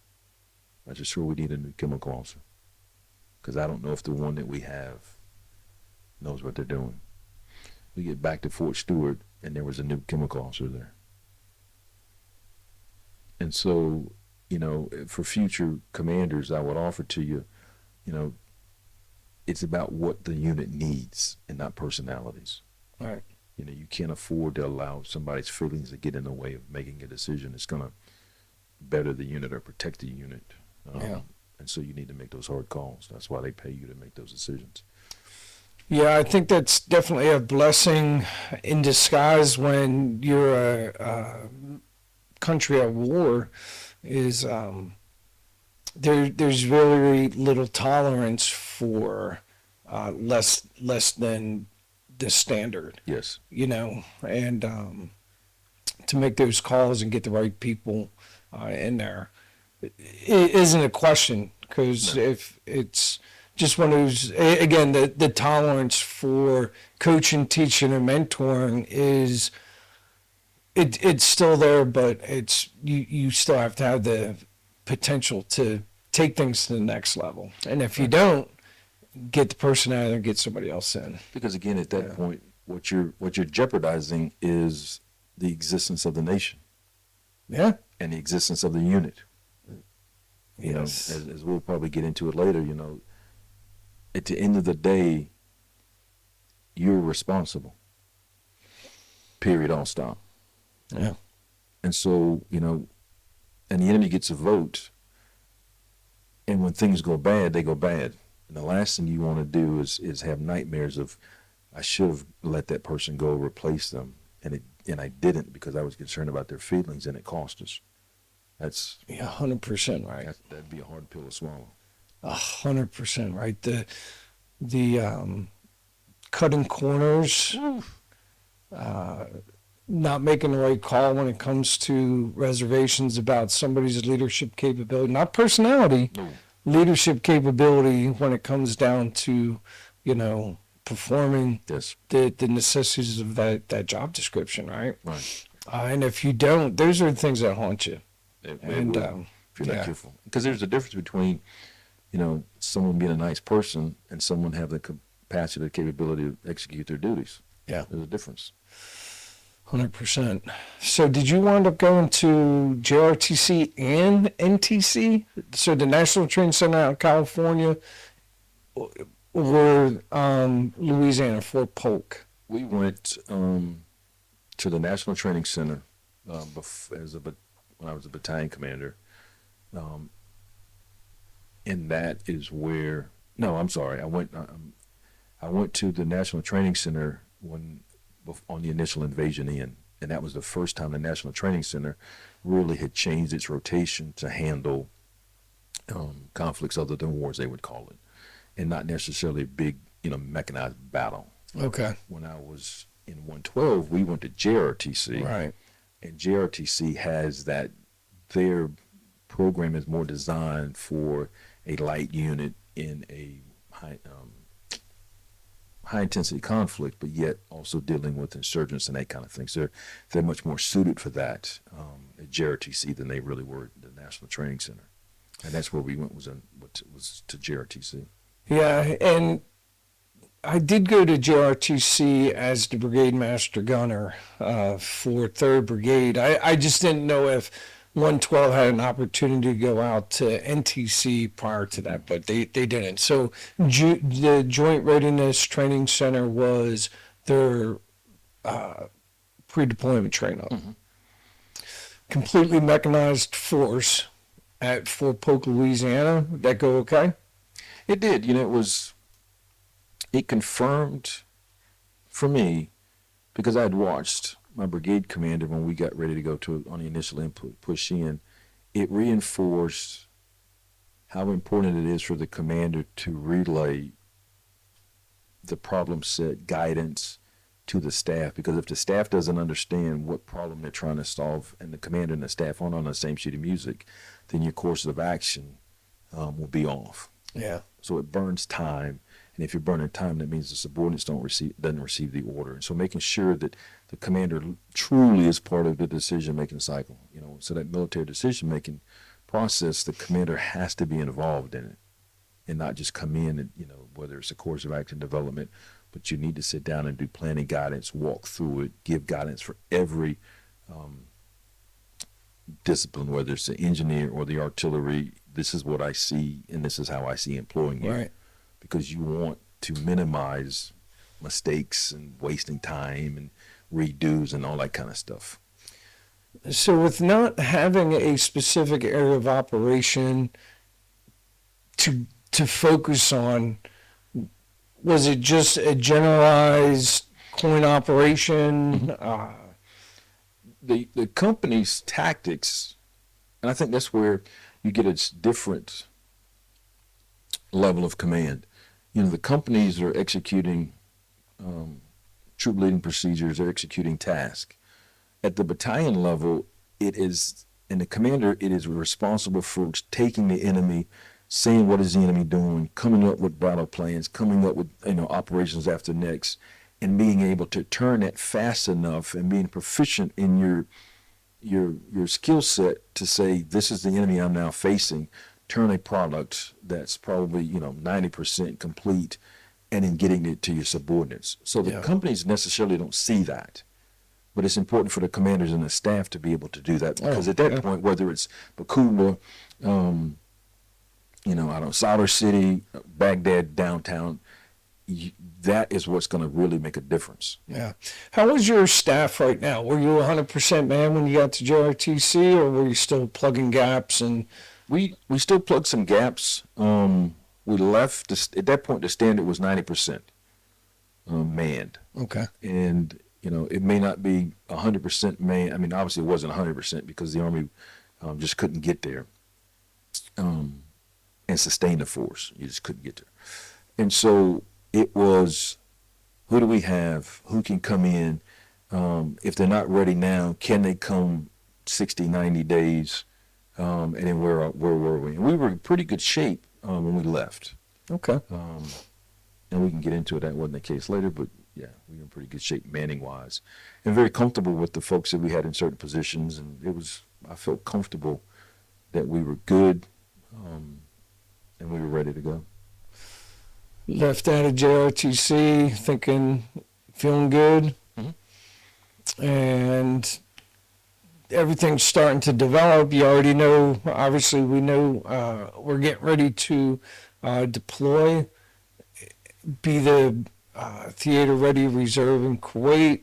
You get back to Fort Hood to finish, I guess, I think there were still some gunneries and some last minute training, because I from what I recall is there were still some new personnel flowing in, new lieutenants, so on and so forth, that they had to get qualified as a crew. So plugging those gaps, but really you felt pretty good with everything there. I did. And the one thing that I recall when we get back from JRTC was we were out near the gazebo, out near some of the company headquarters, and there was either promotion, there was something, but anyway, there was a family there, and the mother came to me and said to me, "Make sure you bring my son back." Ooh.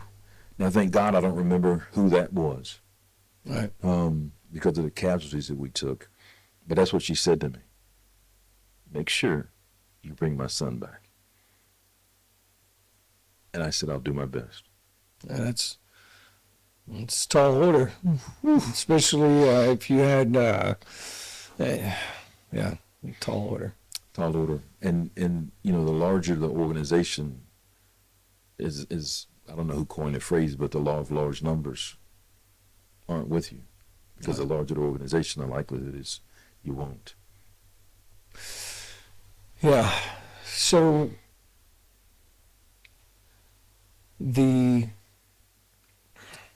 deployment into Kuwait, was Baqubah on the radar yet? No. We get to Kuwait and we do this in-country brief training. It was the battalion staff, the brigade staff, and it really wasn't. It was kind of, hey, here's Iraq, here's what it was just a generalization because, again, we didn't know where we were going. And then I want to say 2 or 3 days before that in-country class train-up was over, then we knew Baqubah. Of course, now everybody's pulling out maps. What does that mean? Where is that? Baqubah, what's... Did you ever hear of Baqubah? No. I had no idea where that place was. But man, do I now. Nor did I. So I went over with Mark Austin on the Advon, Okay. Brigade Master Gunner. Mark was he was like the battle captain for the S3 Ops. And our job was to go over there and set up all these ranges and get everything set for when you guys rolled in. You know, you could go straight into shooting gunneries and small arms qualifications and, you know, all the different mount training. And I think within a week or two of us over there, I remember Colonel Karcher coming over. And every night we would sit there on the picnic benches and just kind of have a daily debrief, if you will. Right. And we'd smoke cigars and hang out and, you know, shoot the breeze and talk about things. And Colonel Karcher came over and he hat kicked back and fires up a stogie and sits there and says, okay, all these ranges, everything that we have laid on, yeah, it's not happening. We're going to be going north. And I said, oh, where? And I heard Baqubah, and I said, well, it's not Ramadi, you know, because that was the show right there. That was the, you know, the high conflict area, and I had already been there, and I was like, okay, well, it's. I guess we'll figure it out when we get there. But I never heard of it, and then somebody that was switched on said, "Hey, that's an area where Zakawi was killed.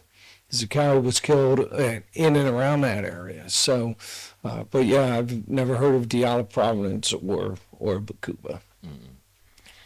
I remember we did. I arrived to Baqubah Warhorse. And Black Lions was the battalion that we were ripping with. And they took over. Hey, this is where Zakawi was killed. And it was just a different mindset, different way of looking at things. I think the battalion, well, I know they didn't get out and patrol certain areas. And when we came in, we did. You know, and so that those two ways of functioning and fighting don't help. So if you have an organization that is passive, for the lack of a better term, and then you have one that comes in behind that and is aggressive, it's, you know, it's like hitting the hornet's nest, man. Yeah. What was their operational tempo when you originally got there? Were they doing like stability operations? Were they doing combat operations, a combination thereof? It was probably more stability. I mean, they had a few engagements, but not a lot. And I thought, okay, this isn't bad. I remember coming out of Warhorse, turning left, heading into Baqubah proper, and we get almost into the city, and he looks to the right, being a battalion commander, and he says, that place in there is lawless. And I was sitting behind him. And I thought, how can that be? What do you mean it's lawless? Then put some law in it. Now, I didn't say anything to him, but that was my thought. But again, more stability ops, and I thought it was relatively quiet. Now, they had been in some contact, I think, when they had first arrived in country, but not a lot on the tail end of their deployment. And so my expectation was, okay, this shouldn't be that bad. But I had a little concern when he said that place was lawless, which led me to believe they hadn't been in there much or didn't go in there much. But I knew how we operated, and that may not work out well for us, but we're going to go where we choose to go. When the rest of the battalion came in, I know, me being Bravo Company, there was a term called mosque monitoring. Mm-hmm. And I remember them talking about the unit, because we didn't even rip with a infantry company. We ripped with a engineer company. Mm-hmm. And they had talked about what they were doing, and they were monitoring mosques, and they were doing like checkpoint operations and checking up on the IPs and the IA checkpoints within sector, but there wasn't really a whole lot of it. Didn't feel like they were pushing the envelope when it came to combat operations. Yeah, because I remember, I don't even recall them having any outposts at all. No, the government center, and I don't think you could consider that a outpost, right? The government center. No, that's more stability ops, trying to get the city going again and doing those things. But I don't recall any outpost. And I think that's what changed the lay of the land for us, because after we got to Baqubah, we started saying, okay, we're going to do an established outpost or cops, pick your term. And I think that changed the lay of the land. So 112 was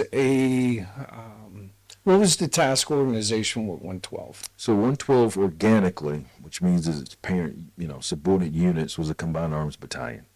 So that meant Alpha and Bravo Company were mechanized infantry companies, and Charlie and Delta were tank companies. Echo Company was an engineer company using Bradleys.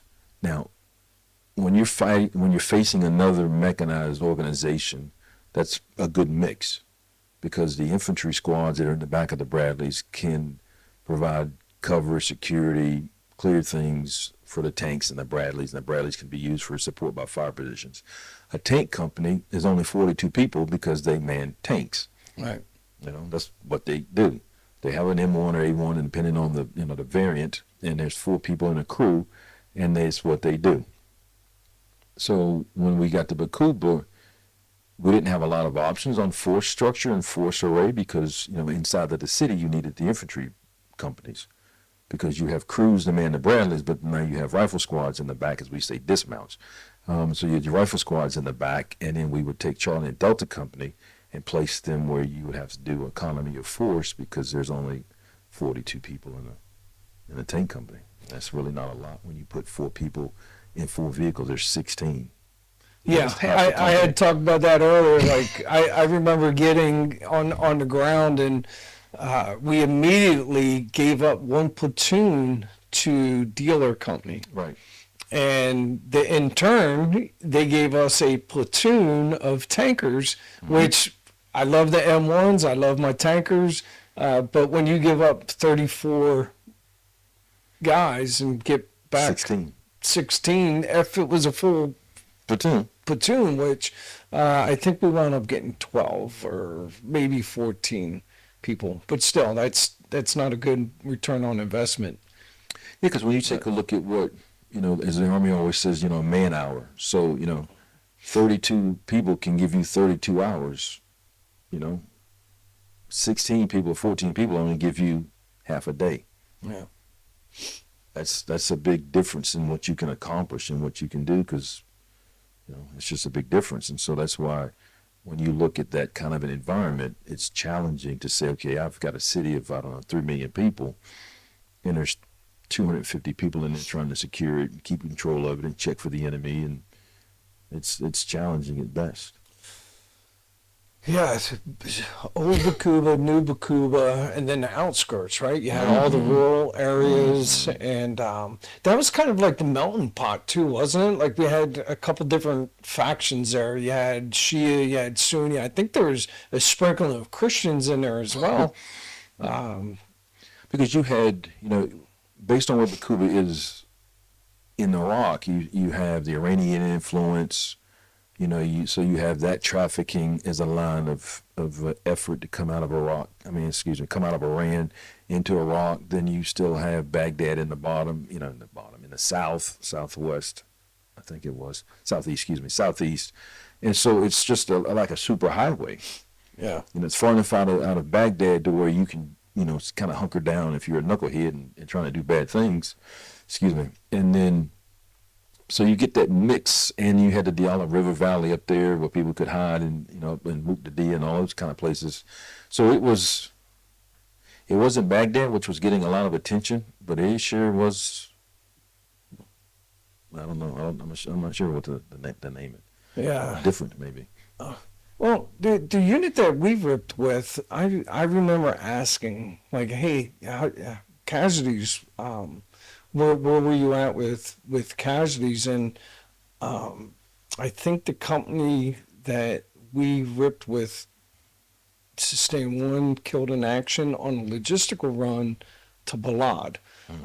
Wasn't really sure where the rest of the unit was on that, but it didn't seem like they kind of what you said earlier. It just didn't seem like it was a super high intensity area for the way they were operating. Mm-hmm.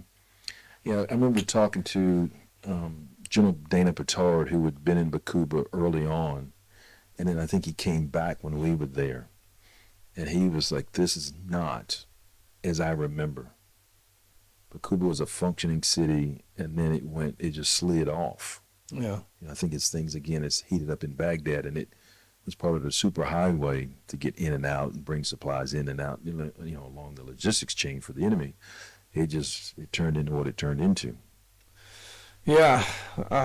What was the defining moment where you realized that what we inherited versus the situation that we are now facing did a shift? It was when we put, I think it was Alpha Company, into the little roundabout cop. Forget the name of the cop. But we put Alpha Company into a cop company outpost right at the roundabout as you came into Baqubah, and almost instantaneously the amount of contact, it increased probably 200-fold. Yeah, was that the IRF, the emergency? Mm-hmm. Yes, that's it. The IRF, yeah. ACO Alpha Company was out there, and I remember, like, that was, if you wanted to mix it up, that was the place to go. That was because you would come into the city, and you'd have to turn left and go around the roundabout, and I think it was either the first or the second left you would turn into the IRF, and it was always a small arms fire coming from across the street, which was, as our predecessor said, it was lawless. Yeah. And then we put you guys down there in the Brits IP station, and it just turned. Yeah, let's talk about the IP station. I remember War Dog getting the call, hey, you guys need to go down there and get this back. What was the processes going on? First, like, what did you hear? Like, hey, the insurgents took over the Barrett's IP station. What was? It was. It was quick. It wasn't a lot. It didn't. When I look back on it, there was, hey, there's an engagement at the Brits IP station, and the next thing I knew, it had fallen. And I'm like, wait a minute, man, it couldn't have fallen that fast. This is the police. They're armed. They're this. They're that. And it just fell really quickly. And then in any operation, at least from my perspective as a battalion commander, was if we go in and do an operation, how do we sustain it, or how do we ensure that what we've achieved doesn't get lost, because there's nothing worse than, going in someplace. That's why, again, when we first went into Iraq, I didn't like the idea of driving through the city. And then you have to turn around and drive back in and say, okay, I'm gonna come occupy this piece of dirt. Yeah, something doesn't sit well when you're talking to infantry guys and they have to fight for the same piece of terrain twice. Right. That's just counter, all your teaching. And so it was always, okay, if we go to the Brits IP station and pull down, I think they even put up a flag, if I recall correctly. How do we go down there and occupy this and show that we're not going anywhere, show the Taliban or Al-Qaeda that you can't push us around and we're going to stay? Then do we have enough manpower? Because again, you gave up an infantry company to Delta Company. Do we have enough manpower to get in there, do what we need to do, hold the IP station, and then continue to patrol, and right. At that point, take leave and all the other things that occur. And that's where it gets challenging with 2 infantry companies and 2 tank companies, because you have what you have. Yeah, it's interesting you just said that, because there was these other things too that were outside of our normal combat operations, right? Oh, yeah. There's mandatory, you have to send people home on leave, and that's 2 weeks that somebody's out of the mix. And, actually, it's a month probably, because you get 2 weeks at home. Right. So your travel time doesn't count. Yeah. So you're talking 30 days, maybe 6 weeks of a person being out of pocket.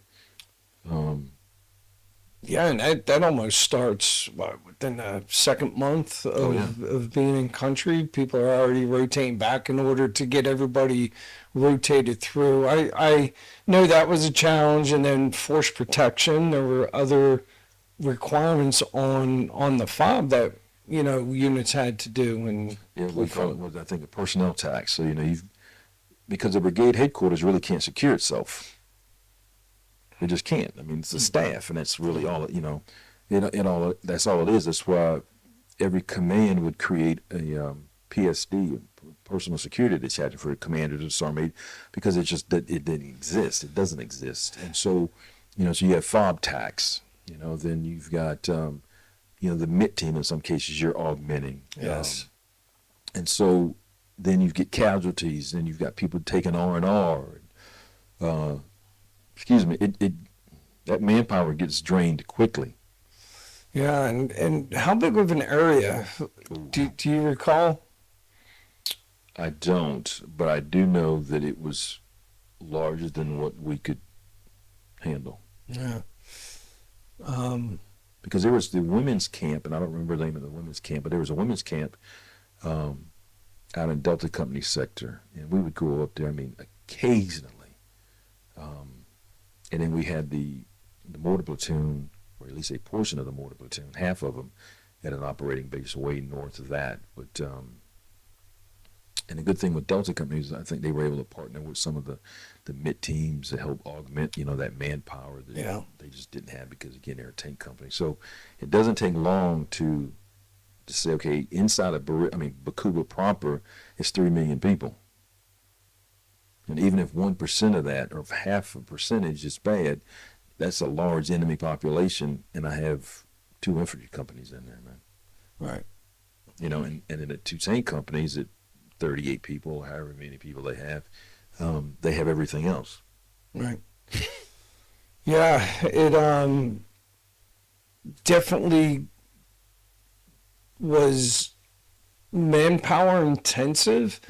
And when you start being landowners out there too, with the Brits IP station, and then throwing on the route clearance aspect too, right? Because I thought it was interesting that War Dog went down there to secure the IP station back.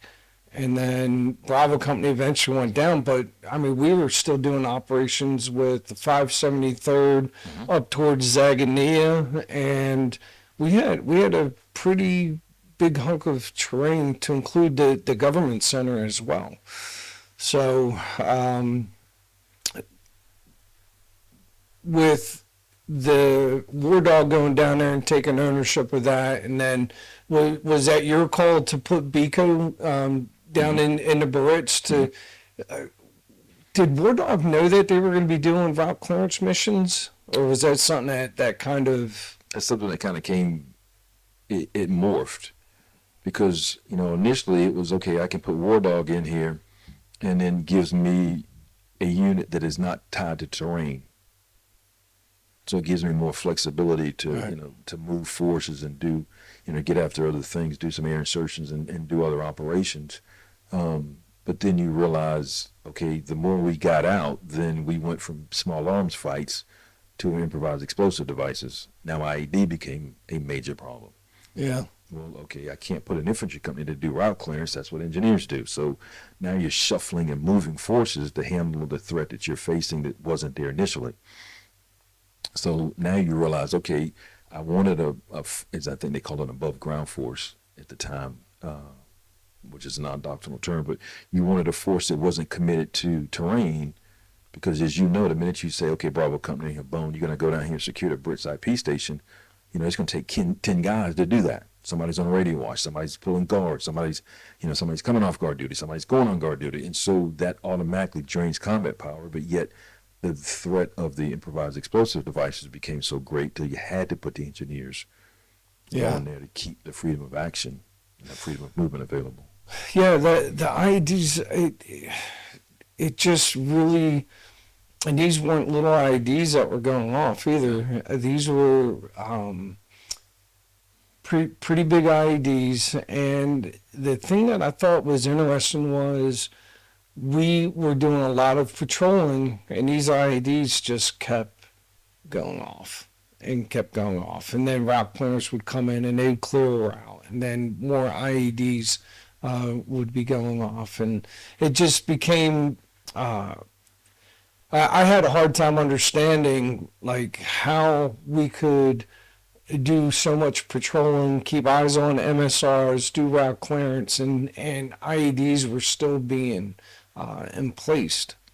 I used to think the same thing. So when you say the size of an IED, improvised explosive device, a M1 tank, fully loaded, combat loaded, so that's fuel and ammunition, is 70 tons. Yeah. And to see one of those IEDs blow up on a tank and see that thing stand up almost on its tail end tells you that was an enormous bomb. Right. And so if it does that to something that's 70 tons, you now know what you're facing when it comes to Bradleys or a Humvee. And so I would wonder, okay, how do you patrol and keep enough eyes and ears on a route when you have, again, 3 million people, half a percentage point of people that are putting in IEDs, but yet we have to sleep, we have to do this, your manpower dwindles down and you can't be everywhere all the time. Sometimes I was wondering how long have some of those things been in the ground? How many of the enemy knew how to build IEDs? Is it everybody? Yeah. Or was it just a small portion of folks that knew how to build them and they implemented when we weren't there? So then to try to counter that, you use drones, you'd call Wolfpack, hey Wolfpack, can you get on, can you put some eyes on this route? And then that's why, people would either dig on the roads or, cars would break down on the road and you're like, don't stay at that car too long, man, because they would, sit there and dig through the floorboards and put IEDs in. And so, all the little tactics and techniques and procedures that the enemy uses, we would have to change ours. So you'd employ the Wolfpack, you're employing, drones to allow you to see what those roads and, what they're doing to them or not doing to them.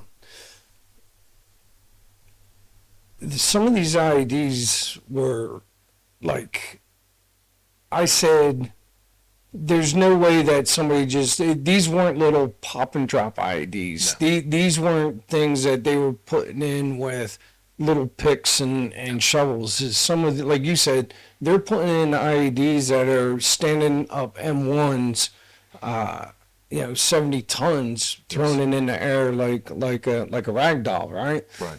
So it's to this day I can't help but think that there was some point in time where there was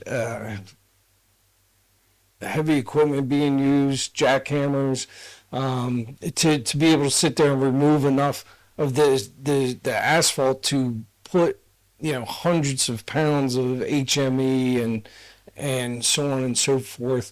I remember towards the end where people were actually talking to us, they had mentioned, and we couldn't verify it, but there were talks where insurgents would go out and act as road crews and government officials and go in and lay some of these IEDs in well in advance of us coming in and doing offensive operations. And that's why it's imperative that like-minded units are following each other.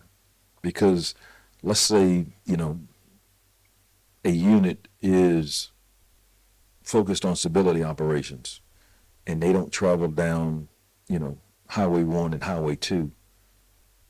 And then their relief comes in and they travel down Highway 1 and 2, or they start putting out, or they change their tactics, or they put out outposts.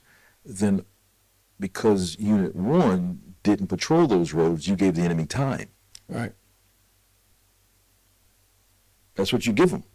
You give them freedom of action to do whatever they want to do. And so now that, they're able to put the IEDs in, they've got them mirrored up with the poles and the trigger points, and, they do all the time distance.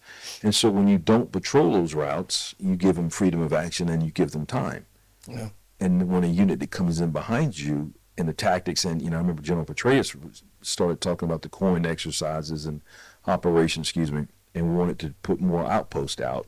Well, then you get out more maybe than the previous unit did, and now you're going to find those, those IEDs because they're there because you gave them the time to put them in, unfortunately. Yeah, it didn't take long for our scouts to take a hit, and again, that wasn't a small IED. No. That was massive. That was a massive IED when it killed Sergeant Walker. Skylar Haynes, Yeah.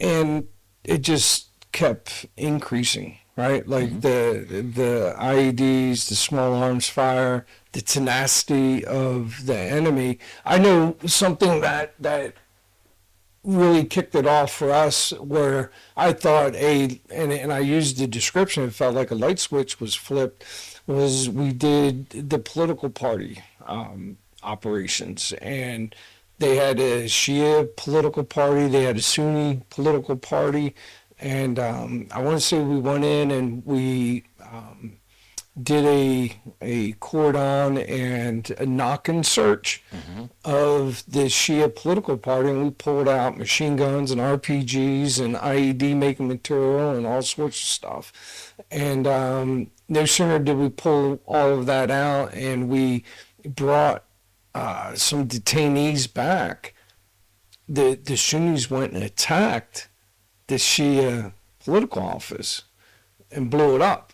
And that wasn't a good look for us, because now it's like, okay, well, it looks like we are working with the Sunnis because we just went and disarmed and detained all these people from the Shia political office. Now the Sunnis went and attacked. So that, in my recollection, was something that, we went from, I don't want to say, the city was functional, right? Mm-hmm. Like, I remember cars and dealing with traffic and shops being open, to all of a sudden it's like a ghost town. Right. And that was an indication that things had changed significantly. Yeah. To your point is, when you're trying to do stability ops, you're trying to do combat ops, and you're like, okay, well, if we do this, will that hurt that? What's the second order effects of here and there? It's just not easy. Yeah. And so when you start saying, hey, I have meetings with the mayor, this is the mayor's issues, this is why, this is what he's saying, this is why he doesn't want to support this. And again, you're always concerned about the optics of what you're facing, but on the same token, now you realize, hey, we are receiving small arms fire, which in some cases receiving indirect fire. The first casualty we had was Dan Ebar on top of the government center. Yeah. And I've been married, I think, 90 days, gets hit in the neck, and he's paralyzed from the nipple down. Yeah. When it first got down, and I'm like, oh my God. And so you then say, okay, so you go from small arms to indirect fire, and now it's these massive, as we remember call them, deep buried IEDs. That changes the game. So now you've got to, we have to do, knock and searches, because this isn't good for anybody. The roads now become impassable. The city's starting to shut down. Then nothing. I mean, when the city shuts down, now the people hurt because food's not coming in. How do you get it in? It goes bad. So now we're having to review and check everyone, and do all these operations. I mean, I remember I've got a coffee cup around here somewhere with all the operations on the, Wickersham 1, 2, 3, 8, and the Arrowhead Ripper. I mean, it just takes a lot of force to get in there and do what you need to do to get the bad guys out, find their weapons, and then in the process, you take a sting here or there. Yeah. The Iraqi army and Iraqi police, were they a factor inside the sector that you recall? Yes and no. I always thought that they had, I guess the term to use is, they weren't apolitical or acultural. They didn't, at least my observation is, they were always tainted to one side or the other. So he's a Sunni, she's a Shia, vice versa. So they were always slanted instead of being apolitical. Yeah. Do you have IED making material? Yes. Well, then guess what, man? You're going to jail. I don't care who your grandfather is. And so it was always, they always had a side, which then meant how they conducted themselves and where they went was tainted. And I think that's why people didn't trust them in some cases. Now, that being said, when you're fighting an enemy that in some cases you know who they are, in some cases it may be relatives of yours, and then in some cases they don't have the equipment that we have. I mean, because you think about it for a second, I remember when we, as the U.S., brought in 100 and something, maybe 50 F-150 Ford pickup trucks for the IPs, for the police. They're beautiful. I mean, they're blue and white, and they're this, and I thought, that's kind of nice, but how are we going to sustain this thing? And so they go out, and they patrol, and they get, small arms flattens 2 tires. There's only 1 tire under the chassis. And not only did I think they weren't apolitical, but they also weren't equipped like we were. Right. So to ask somebody to do something and they weren't equipped like we were is a tremendous ask. But you also realize that, hey, man, I'm fighting for my country and my family. So at some point, but did they do the best they could, considering all the variables that they were facing? Probably. Because again, you realize that they live there. So they went to work, they go home, and you don't know the dynamics of the families. And so you don't know if there's, they're concerned at night, not concerned at night, family being kidnapped. And again, I don't think they had a ratio of police to, and I think for us, we do, a ratio of how many police officers to a certain population. Yeah. I don't think they had that. I don't think so either. So, it gets to be challenging where you want the police to do, Do you think there were some bad actors inside the Iraqi police? Oh, yeah. Yeah. Well, yeah, I think, yes, to answer your question outright, yes. Do I think they were all bad actors? Probably not, because again, I think what happens is, you get a breakdown of society, then people are just trying to survive. Yeah. And so they'll do whatever it takes to survive. And in some cases, when funds are being, reallocated, then, there'll be a skimming off the top, and because I've got access, and so I got to take care of my family because things are starting to, dwindle away to not much. And so some of it was out of necessity. Some of it was, I think, out of greed. Well, I mean, corruption's just kind of part of the business model over there. Yeah. It's much more in your face than it is here. for sure. Here we have committees, we have this, we have, audits. We have, multiple ways of checking whether somebody's skimming things. And then you're held accountable. But there, that didn't exist. Yeah, I remember, I think there was, it wasn't a pit team, the police transition team, I think.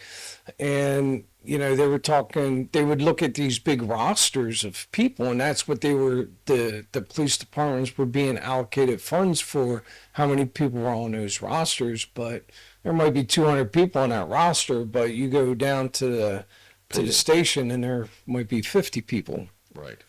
But they're still getting allocated those funds. So in a sense, you're looking at a roster saying, hey, these guys are 100% strength, but in reality, they're at 25% strength, and it's the money that's getting put in there, and it just starts to really paint a skewed picture of what that recovery starts to look like. We had one of my engagement guys was Sheikh Adnan, and we would go see him probably once a week. And so we always would take soccer balls, and so we'd get there and we'd hand out soccer balls. And we were there obviously for 15 months. And like at month 10, it dawned on me, we've probably handed out 200 soccer balls per kid up here. What did you do with all the soccer balls, man? Yeah. They probably sold them. I don't know what they do with them. You're like, what do you do with 200 soccer balls? But when you're when your culture, your country has dwindled away to much of nothing, then you're going to do what it takes to survive. And that's why it takes a leader truly to say, hey, I have 50 people. That's all I have. And that's what I have. Now again, not all police officers or all soldiers are bad. Yeah. Some of those cats, again, my hats were always off to them for doing what they did, because again, in some cases, they lived there. We didn't.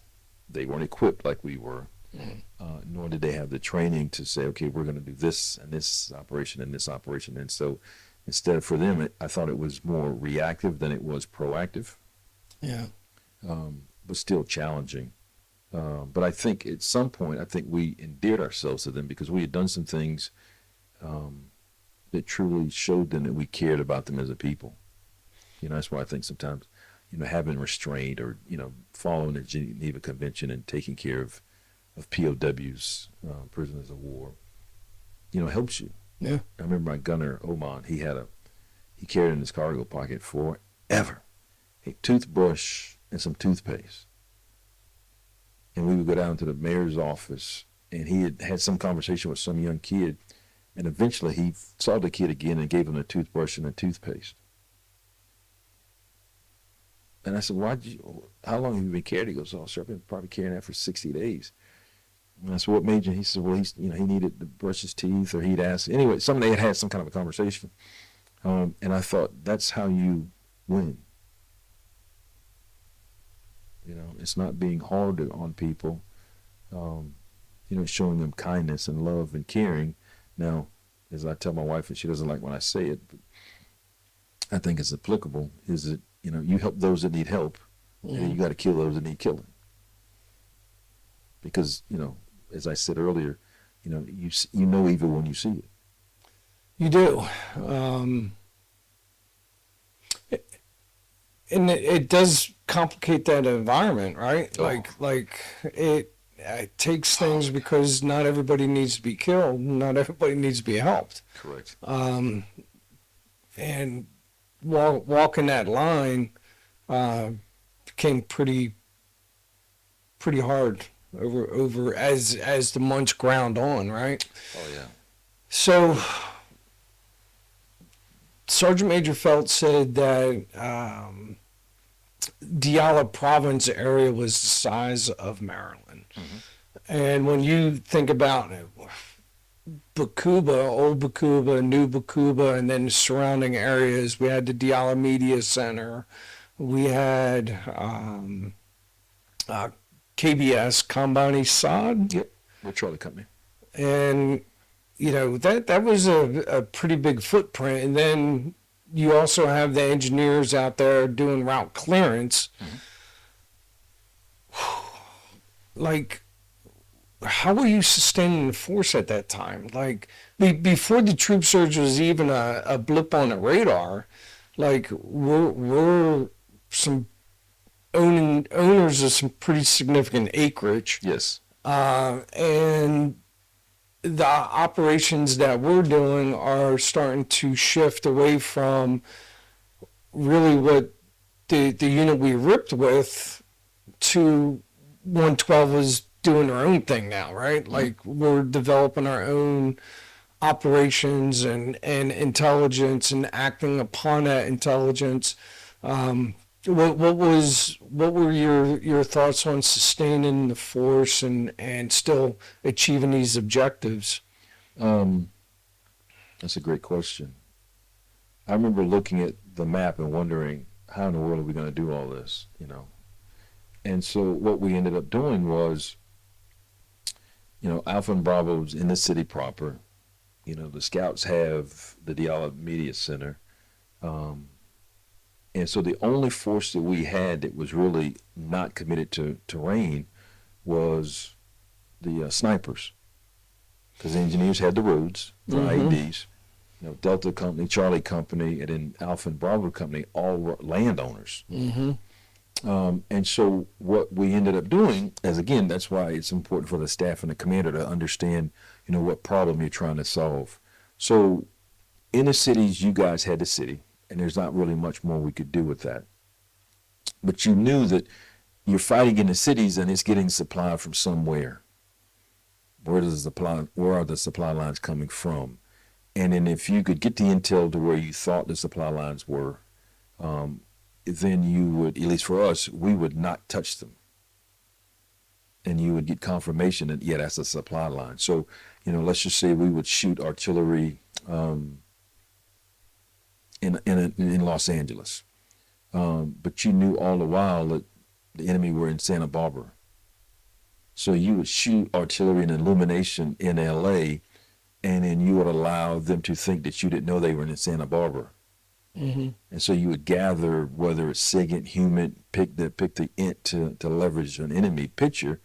And then at some point when you say, okay, we've got to shut down operations in Old Baqubah and Biarritz or wherever, get a package together, a force package large enough to go in there and jump on these cats for 2 or 3 days or 4 days, and then pull out. But before you jumped on them, you'd have to anticipate where they're gonna go, like roaches with the lights on. Right. Because the minute you jumped on them, they're going to try to squirm and go someplace. So where are they going?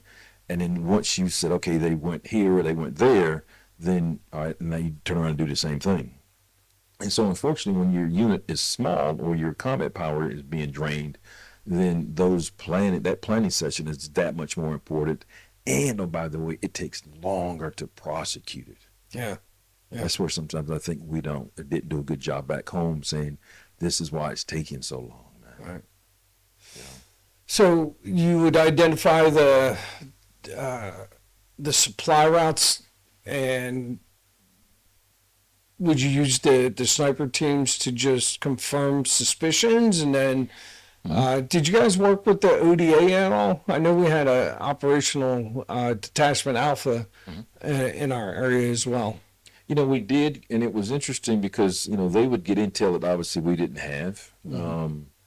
And you would want to make sure that whatever strategic targets they were going after, you know, you knew what they were doing, and it was complementary, because sometimes, you know, they could do something that would just stink and, you know, cause you a big fat problem later, you know, and you're like, oh my God, I didn't see that coming, or, you know, we didn't coordinate that well enough. But, you know, anything, whether it was leveraging the Wolfpack as they're doing reconnaissance, because obviously, I mean, they can see a country mile in those helicopters, you know, so you could leverage those guys. You could leverage the OH-58s, you'd leverage the drones, you'd leverage even your logistics supply route patrols coming in. You know, what are you seeing? What's changed since the last time you've been down that road? So everything really was a sensor and the information. You would just have to pull it back and gather and say, okay, what are you seeing? What are you confirming? What are you not? And then pausing where you guys were if we needed to put together a larger operation. And then realizing, okay, how long can we take you out of the IP station, or how long? How long can we pull Alpha Company out and it be okay without being gone too long, yielding time and terrain back to the enemy? So when you come back, you know, now it's twice as worse because you were gone for 10 days instead of 4 or 5. Right. Yeah, it was definitely a balancing act.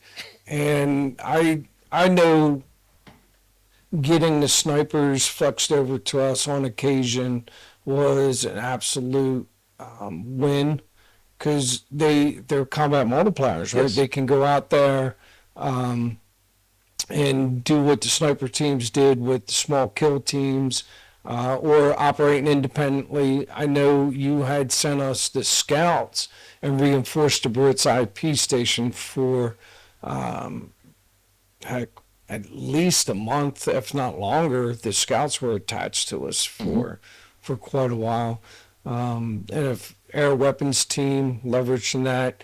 When did the troop surge or the talks of 520 coming up into our area, when did that start to? It was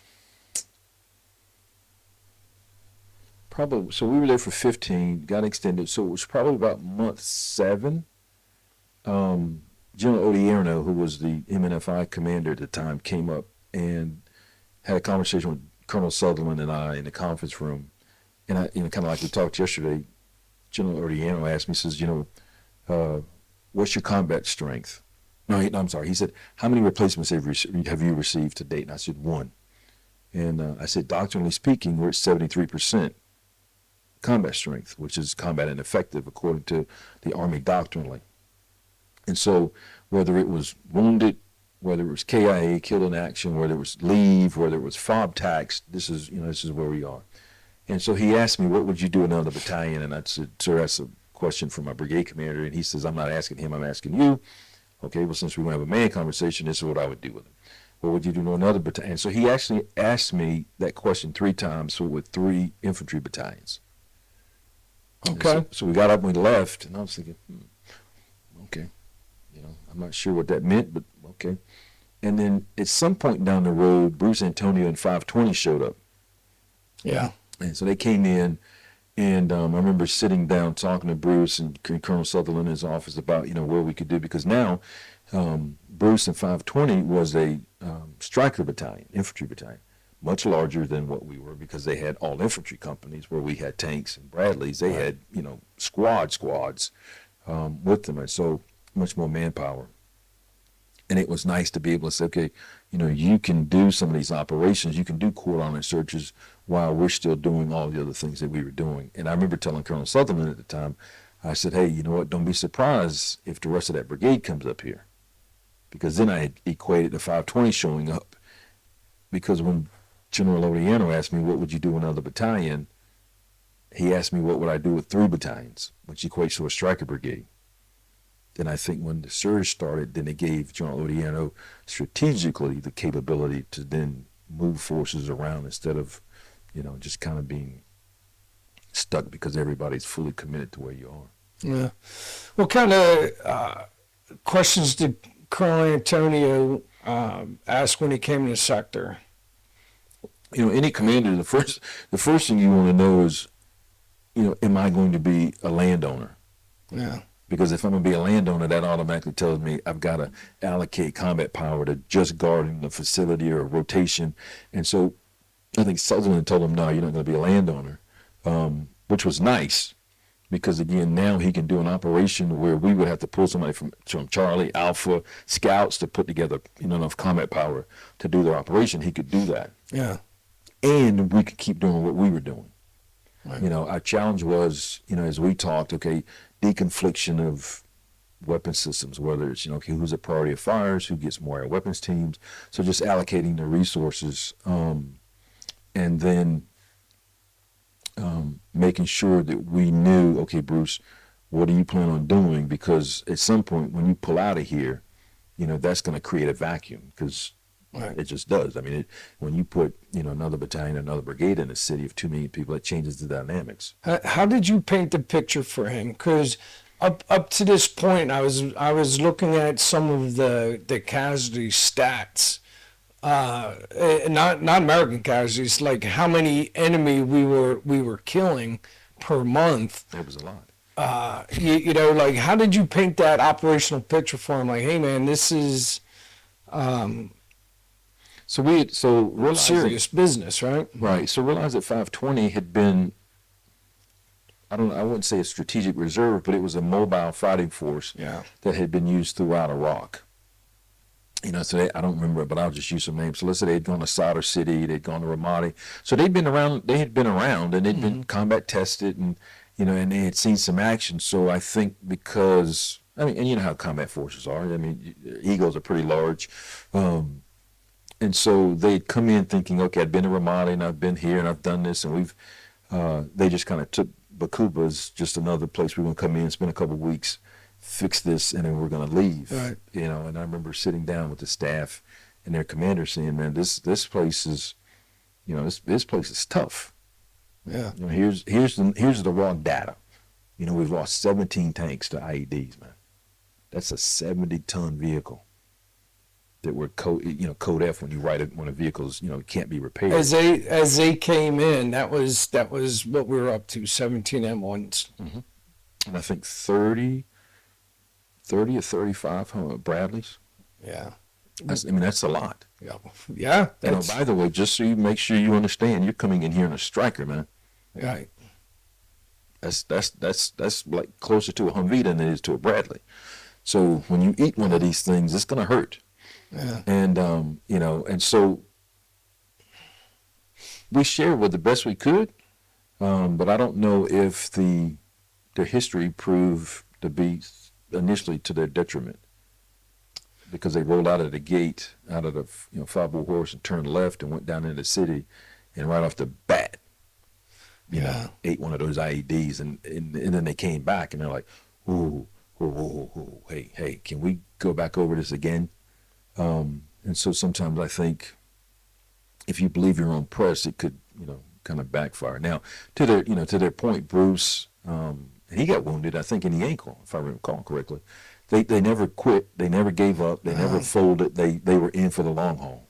No, I'll tell you, when as fate would have it, I was on the mandatory R&R when the troop surge came in, or at least when 520 came in. So I wasn't there for that part, but I do know when I showed up and, you know, there's strikers running around, and, you know, we were just exiting Barrett's. Like, I came back and Bronco troop from they were attached. I think it was 114th. I'm not sure what, but they weren't part of 520 Pure, but they were attached to them. But Bronco troop went down and took over Barrett's, and, you know, we went out into Tahrir and started occupying that. But, you know, those guys were, one, a sight for sore eyes, and then two, you guys had given us their mortar team and their scout platoon. So that took our combat power and just really gave us an opportunity to get after it the way we needed to get after it, versus being landowners and doing minimal operations. You know, I think on a strategic scale, that's probably something I thought that the Army did well. You know, because when I first went into the Army, you know, it was an infantry brigade. Yeah. So you'd have 3 battalions, 3 infantry battalions, you know, or you had an armor brigade. And so the Army changed that and made it a brigade combat team. You know, so the Army then started, and I think the Army realized that, okay, when you go to the National Training Center, go to JRTC in Fort Polk, Louisiana, is don't wait to get your artillery battalion when it's time to go. Just live with them. Yeah. Yeah. And so we had the opportunity to see what having a standard training plan across the institution would do for you. You know, everybody uses the military decision-making process. Yeah. And so when you would take 520 and give them to a heavy brigade, the SOPs may be a little bit different, but the planning process is the same. Everybody understands, and so everybody understands, you know, 2 up and 1 back and fix, and then, you know, and then you flank. And so all the things that make a unit is pretty much standardized.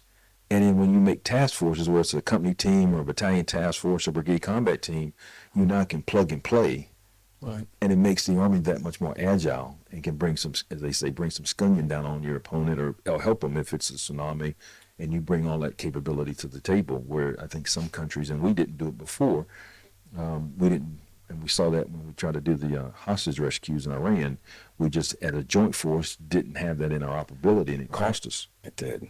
And so I think we've learned it. So that's one thing that, if the BA Army ever looks at this, keep that up, because it helps. Yeah. So artillery, Mm-hmm. artillery, mortars, counter radar, and so we have 520 coming in. I know the Excalibur round was kind of a game changer over there. Mm-hmm. Leveraging the air weapons team. How did you orchestrate all of that? There's a lot going on. So, when you have, so as a commander, you have, subject matter experts.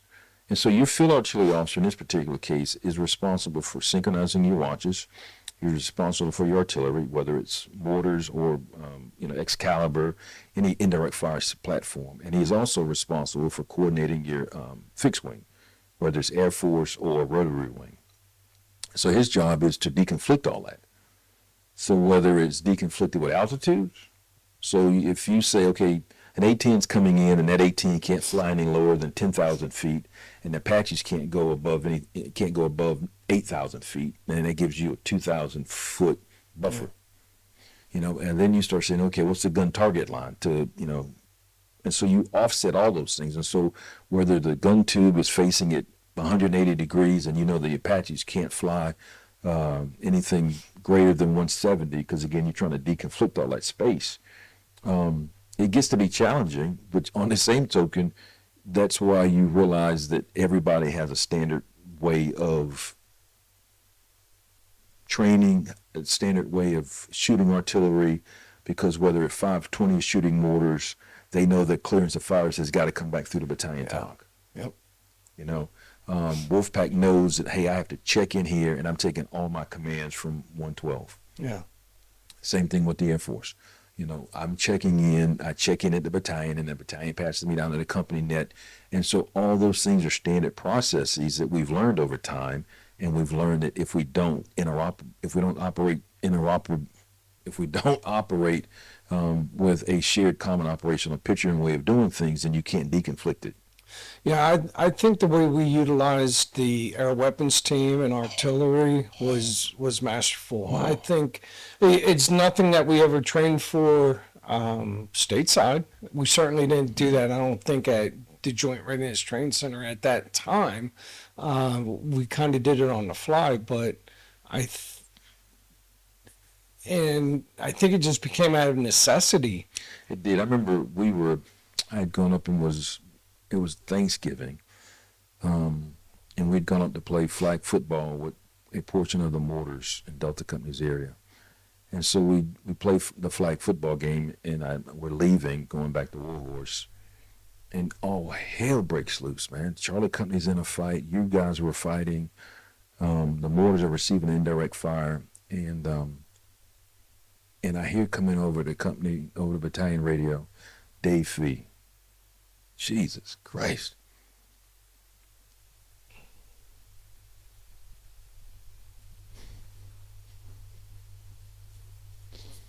So Dave Fee, battalion commander for Wolfpack.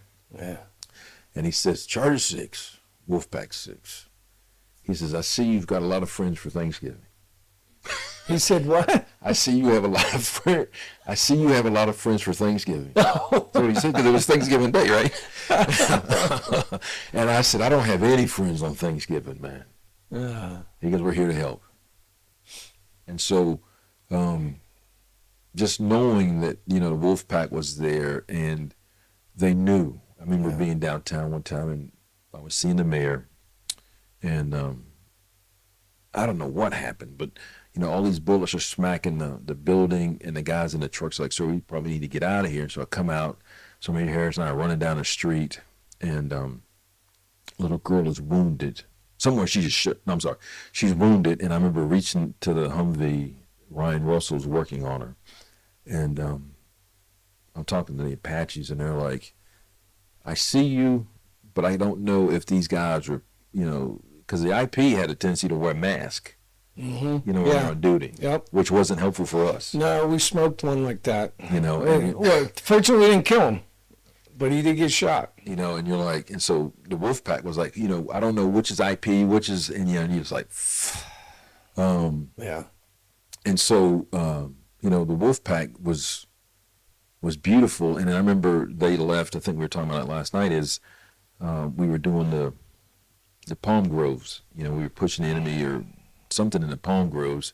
We used the Wolfpack as a screening force, and they had to break station to go get fuel. And Adam started shooting artillery as a screening along the palm groves, because if Wolfpack's there, they can kill you. And if when they break station to go get fuel, we put the artillery, the steel blanket down there. If you want to run through the artillery, then have at it. And so it was unbelievable the amount of ID and placers that the Wolfpack engaged and killed and destroyed over the time, and just knowing that those cats were there,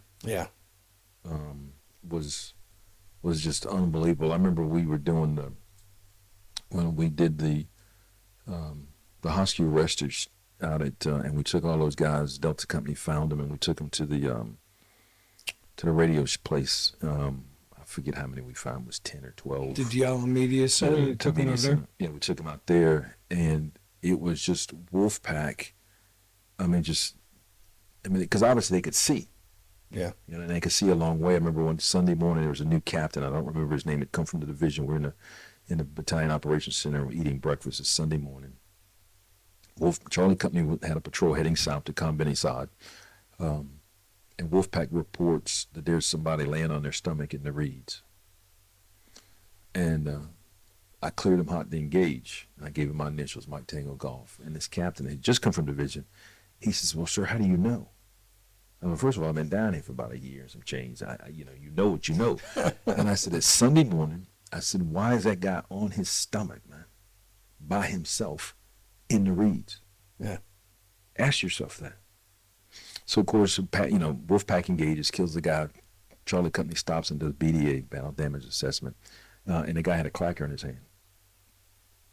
And so you realize that, Wolfpack and those TTPs have, because that would have been another engagement on Charlie Company. I would have.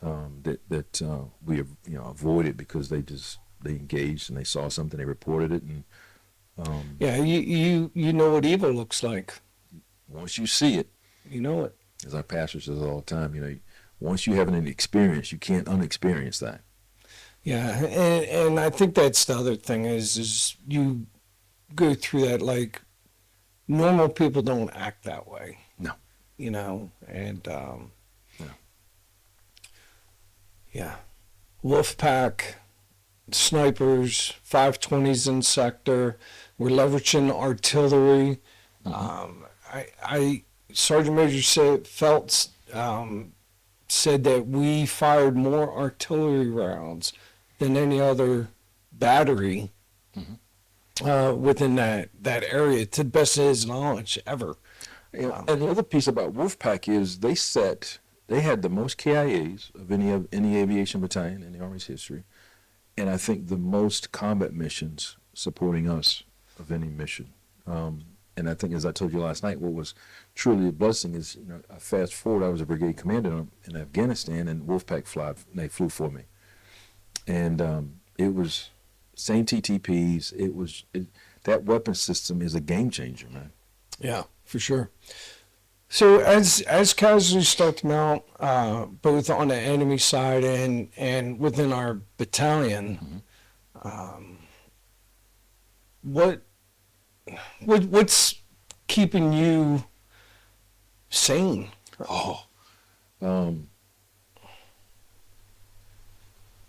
Probably a simple answer was the need for leadership.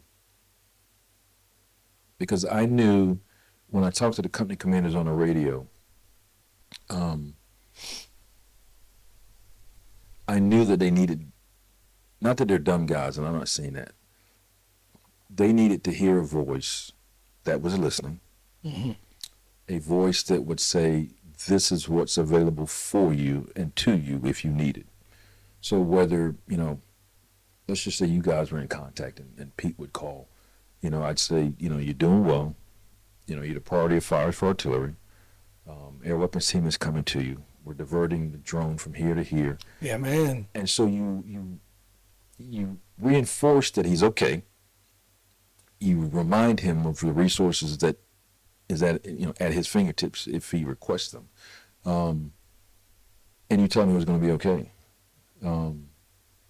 And that is what caused me to do my best to hang in there. I remember one day I was kind of like at the end of my rope, and I was like, man, this is just stinking too much.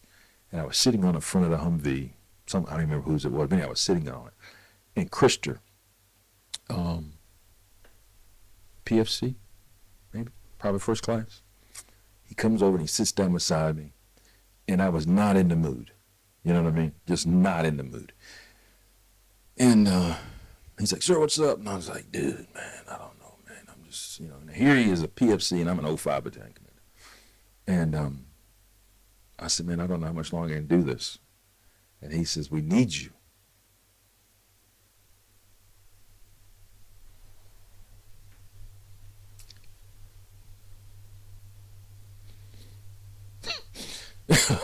And I asked him, I said, hey, man, you're a private.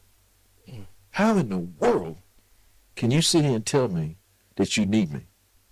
And he says, I listen to you on the radio. He says, you always know what to say. It's always calm. Mm-hmm. And I don't ever hear you get upset. Or he said, it's always just calm. Mm-hmm. And I thought, now that joker doesn't know the difference between artillery or aviation. But for him to notice that meant that it was important. And in the other pieces, one day I was, probably, within the same window, I don't recall. But I was sitting out on a mound of dirt somewhere on Warhorse. And I was sitting on this dirt just trying to get away. And what I used to do, and commanders, if you want to use it in the future, I would go to the, just go sit on the toilet just to get away. Because you need, you just can't hide, man. Yeah. And so this particularly, I'm sitting on this hill of dirt, and I was like, Lord, if it takes you taking me to end this, then let's do it.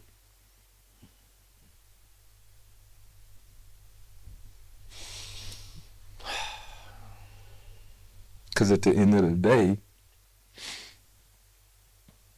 they watch. And so, you do your best to encourage them. You do your best to... You did. I tried. I'm proof. I am proof. I think everybody hit a wall over there, a breaking point. Yeah, I would agree. I think everybody handled it a little differently. I think some people had God. I think other people relied on maybe family, maybe their battle buddies.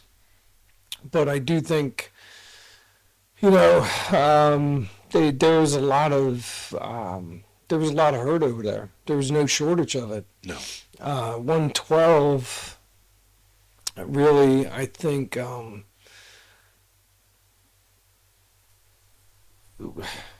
we certainly were victorious over there, but victory did come at a cost.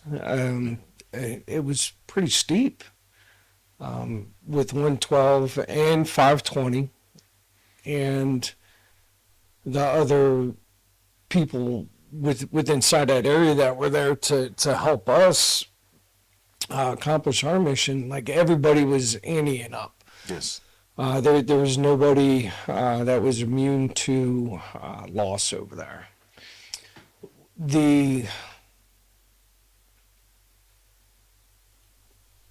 Where did I know you're a man of faith. Mm-hmm. I know you're a man of faith. I I certainly I had a divine moment over there. I didn't go over there being a man of faith, but I left there being a man of faith, you know. But what kind of conversations were you having with Sergeant Major Harris? So, Sergeant Major Harris, Rodney D, and middle of the name is Dean, was unbelievable. Yeah. I mean, a physical monster, all on the good terms. Very tactically sound. 100%. I remember early on, he was the one that reminded me. He goes, "Sir, what are you doing with the snipers?" And I was like, I dropped a football. That's what I said. I was like, I dropped a football. But he would always give sound advice. You know, I remember, I think we talked about it yesterday. So you guys are in contact. Pete calls me on the radio, and he says, "I'll say whatever it takes to get you to drop this building." And again, I think it was an 810 lined up. And Sergeant Major Harris says to me, he says, "Bad call." Because I was moving off my emotions, and I could hear it in Pete's voice. And I was clearing the aircraft hot to take the building down. And Charlie Company calls, and I diverted the aircraft to Charlie Company. And as Sergeant Major Harris got ready to walk out of the operations center, he looked back and he goes, "Divine intervention." And so it was that. And for me, you know, I would go to church services on Sundays. I'd take communion. And would just ask for help, you know, show me, you know, like we got ready to, you know, do that hunt for the hostages, you know, and I would just pray and say, you know, Lord, show me what decisions I'm supposed to make because I can't see everything. Yeah. You know, and those guys that I just talked to, they're loading magazines, they're fixing, you know, they're adjusting the radios, you know, they have families. I said, I need you to help me make decisions that are sound, they're good, because you realize those decisions could cost them. Yeah. You know, and so I think for me, it was the importance of my decisions. I mean, because you know that firsthand. You know, you guys lost Shaw and Camacho, and based on a decision. Yeah. You know, I remember being in the targeting meeting. Delta Company, it was Alpha Company. It was Alpha Company wanted to do some operations. The Delta Company wanted to do some operations. And I said, okay, we'll move that platoon down there with you guys, and you guys can get in there. I remember it was like it was yesterday. And they said, yeah, we'll go. And we'll give you the platoon. And then, you know, we get ready for memorial service, and bam. You know, and so you realize that as much as you war game and as much as the technology and all the practicing and all those kind of things, you know, the enemy gets a vote. And you know, you do your best to say, we've done all we know to do, but what you don't ever, and I think we talked about it earlier, is you don't want to have to face that. And it come from a decision that was a bad one. Yeah. We're hunters, right? Yes. And I certainly do think that the insurgents used our aggression against us, right? And, you know, to bait somebody in to a building, they know. Yeah, you're coming. They know we're coming. Yeah. But then, you know, sometimes it's a legit tip. You know, Lieutenant PJ, when their squad got into contact, you know, they attacked. They did what they did. And, you know, and they got lured into that near ambush in downtown. You know, so I do think that they, like our aggressiveness, the way that we got to be able to meter that too, right? And after in Shaw, Camacho, and Ross, that wasn't the only house explosion that took out a squad. 520, I believe it was 520 lost a squad almost to St. Peace, and then we just started. Then we just started dropping houses. It's That's like, right. hey, this house is suspect. Let's just go ahead and drop a 2,000-pound bomb on it. And call it a day. Yeah. Yeah, J-damn it, right? That's right. You know, and to your point is that, you know, hence the term in boxing, counterpuncher. Yeah. You know, and that's why, you know, prosecuting a war is truly a thinking person's game. You know, and when I went to the School of Advanced Military Studies, the motto of the school is, "The mind is the key to victory." You know, and that's why I've always liked, when you train commanders, I like seeing commanders fight movement to contacts. Because now we don't necessarily have a unit in defense and a unit attacking. We have two units that have chance contact. Right. And the cat that can think the fastest and communicate the fastest will win that movement to contact. And so you learn to think. Do I fix? Do I do this? Do I drop it? Do I shoot a fast cannon? It's going to take too long. I was going to tie the guns up, then I can't do this. And so you have to be thinking fast. And so, you know, the more I think commanders have the ability to do that, then I think the better off that they have when it comes to, you know, facing an enemy and thinking, because it is a thinking man's game. Kind of like we talked earlier. Well, we put the engineers down there, and we got to pull them out to go do route clearance. We got to, and then you're weighing the pros and the cons, the advantages and disadvantages. It's, war is a thinking man's game. Yeah. It's especially that type of war. Oh yeah. You know, and civilians complicate it. Mm-hmm. Corruption complicates things. Politics complicating, and then you throw the enemy in there. Right. And head spinning. yeah. Because it was interesting. When I first did a tactical exercise without troops, I was at Fort Jackson. And I was naive because I said, well, we won't have to deal with the civilian traffic. I was a lieutenant.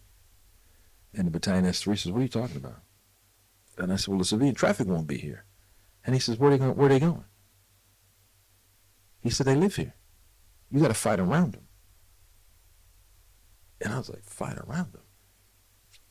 I mean, I was a second lieutenant. Yeah, I went to the basic. Yeah, I hadn't been in the basic course. I was still in college, so I hadn't been in the basic course.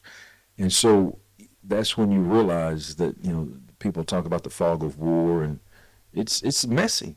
Yeah, it is. And until you've been and had a T-shirt, it's kind of hard to say, well, if I would, you would have. Dude, the circumstances are tough. Yeah. And to your point, you get agitated sometimes. When you lose soldiers or you see them getting wounded, and you've got to control all of that, man. It's a big ask. What was the point in time where you started to see the tide shift? Because there was some lawlessness in the areas, right? There was, and I hate to say it, but there were times and places where we just didn't go. Because some of it is, again, you have to ask yourself, can I afford? Maybe that's not the right term, but can I afford to take BCO or bone, as you guys call yourselves, bone out of a certain footprint to go do something there? Is that going to be worth the squeeze? Yeah. And then you say, okay, well, I can't, or I can. And so when we saw, we started, we put the IP stations in, and we did the, ERF buildings in 520, and Van Smiley and his battalion came in with part of 520. And, Van now lives in Washington State, and I still in contact with him. And so most of those guys in 520 I've kept in contact with. And so I saw Jack, the Brigade S3, a couple months back. And so when you start saying, did it make a impression and it changed the city? It did. So I'll never forget, I went to a meeting with then Colonel Townsend ended their talk in their operations center, and there was two or three guys that were part of this awakening process. Mm-hmm. And Townsend's like, well, this is who's coming. And I'm like, I don't want to sit at the table with these jokers, man. And I don't want to hear anything. You know, if anything, we're just going in and shoot them and call it a day. And he was like, shut up, he called me Mosefus, you know, shut up, stop talking like that. Sit down, listen what they have to say. You know, it may be helpful. And I was surprised that they was, you know, their position was, you know, we could turn this thing around. We can, you know, leverage some things that the U.S. and the coalition's bringing to the table. And it wasn't, that was about the 9-month mark. No. Yeah, that's about the 9-month mark or so of this 15-month deployment. Because at month 10, it went silent. I mean, we didn't lose anybody from month 10 till we left, the last 5 months. 0. So all our casualties, 130 to 135 wounded, 28 killed, were in the first 10 months. So when those guys showed up with the awakening, it just, I mean, you know, we remember seeing them digging up IEDs. Yeah. So what do you think prodded them to come? And when I say they, the awakening folks, what gave them the confidence to come and unify their effort with us? Because we were certainly shooting and killing them weeks or months earlier, and likewise, they were shooting and killing us. You know, the old adage, I don't know where it came from, but the enemy of my enemy is my friend. Mm-hmm. You know, I think, and you can kill people and bad people, but it doesn't mean you're a bad person yourself. You know, because I remember, side note, I remember asking my mom one time about faith, and I said, you know, does God hate soldiers? You know, because if, you know, you get orders to kill something, you know, do you do that or not do it? And she said, soldiers have always been around. You know, I said, okay, so side note. But I think what happened is I think they realized that we were trying to help. You know, we'd rather go in there and do stabilization than we had go in there and shooting guns. Yeah. You know, let's help you stand up, you know, train the Army. Let us help you train the police department. Let us help you do X, Y, and Z. And I think they came to the realization of we could probably leverage this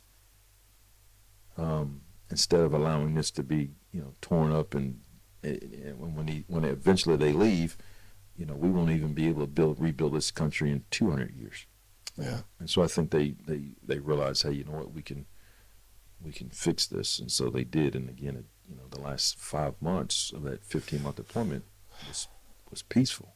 Yeah, I kind of remember going through the same thought process. Like, we had a meeting down in the Cop Adam down in Tahrir. Mm-hmm. And I remember Captain Austin and I both talking like, hey, you know what? I'm going to stand in the back of this room. Captain Austin was up there doing the politics, but both of us were very, I think, hesitant because we felt the same way. It was just like one of these things where, you know, this isn't gonna help move the needle, but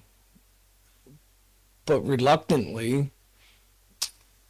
Well, I don't want to say reluctantly. I think sitting there saying,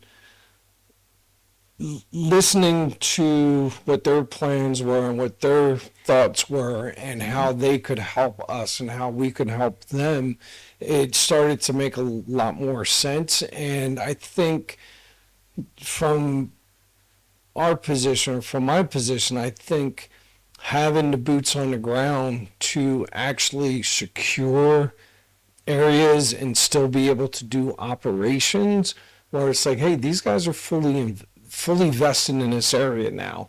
Right. And I think they just, in my opinion, they just started hedging their bets. They're like, hey, you know what? The Americans are in here.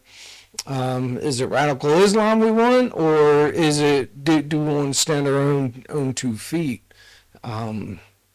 That's kind of my take on it, with what gave them the confidence to move forward. But Well, you figure, I think every human being wants the same thing. They want their family to live in peace. Yeah. They want their children to grow up and do better than they did. I remember on the initial invasion we get to Baghdad, and some shop owner asked me, says, is it okay if I open my shop? And I was perplexed by his question because I didn't know whether he was concerned about combat or if he was just accustomed to operating from a previous regime. Interesting. But I said, hey, man, it's your shop. It's a free country.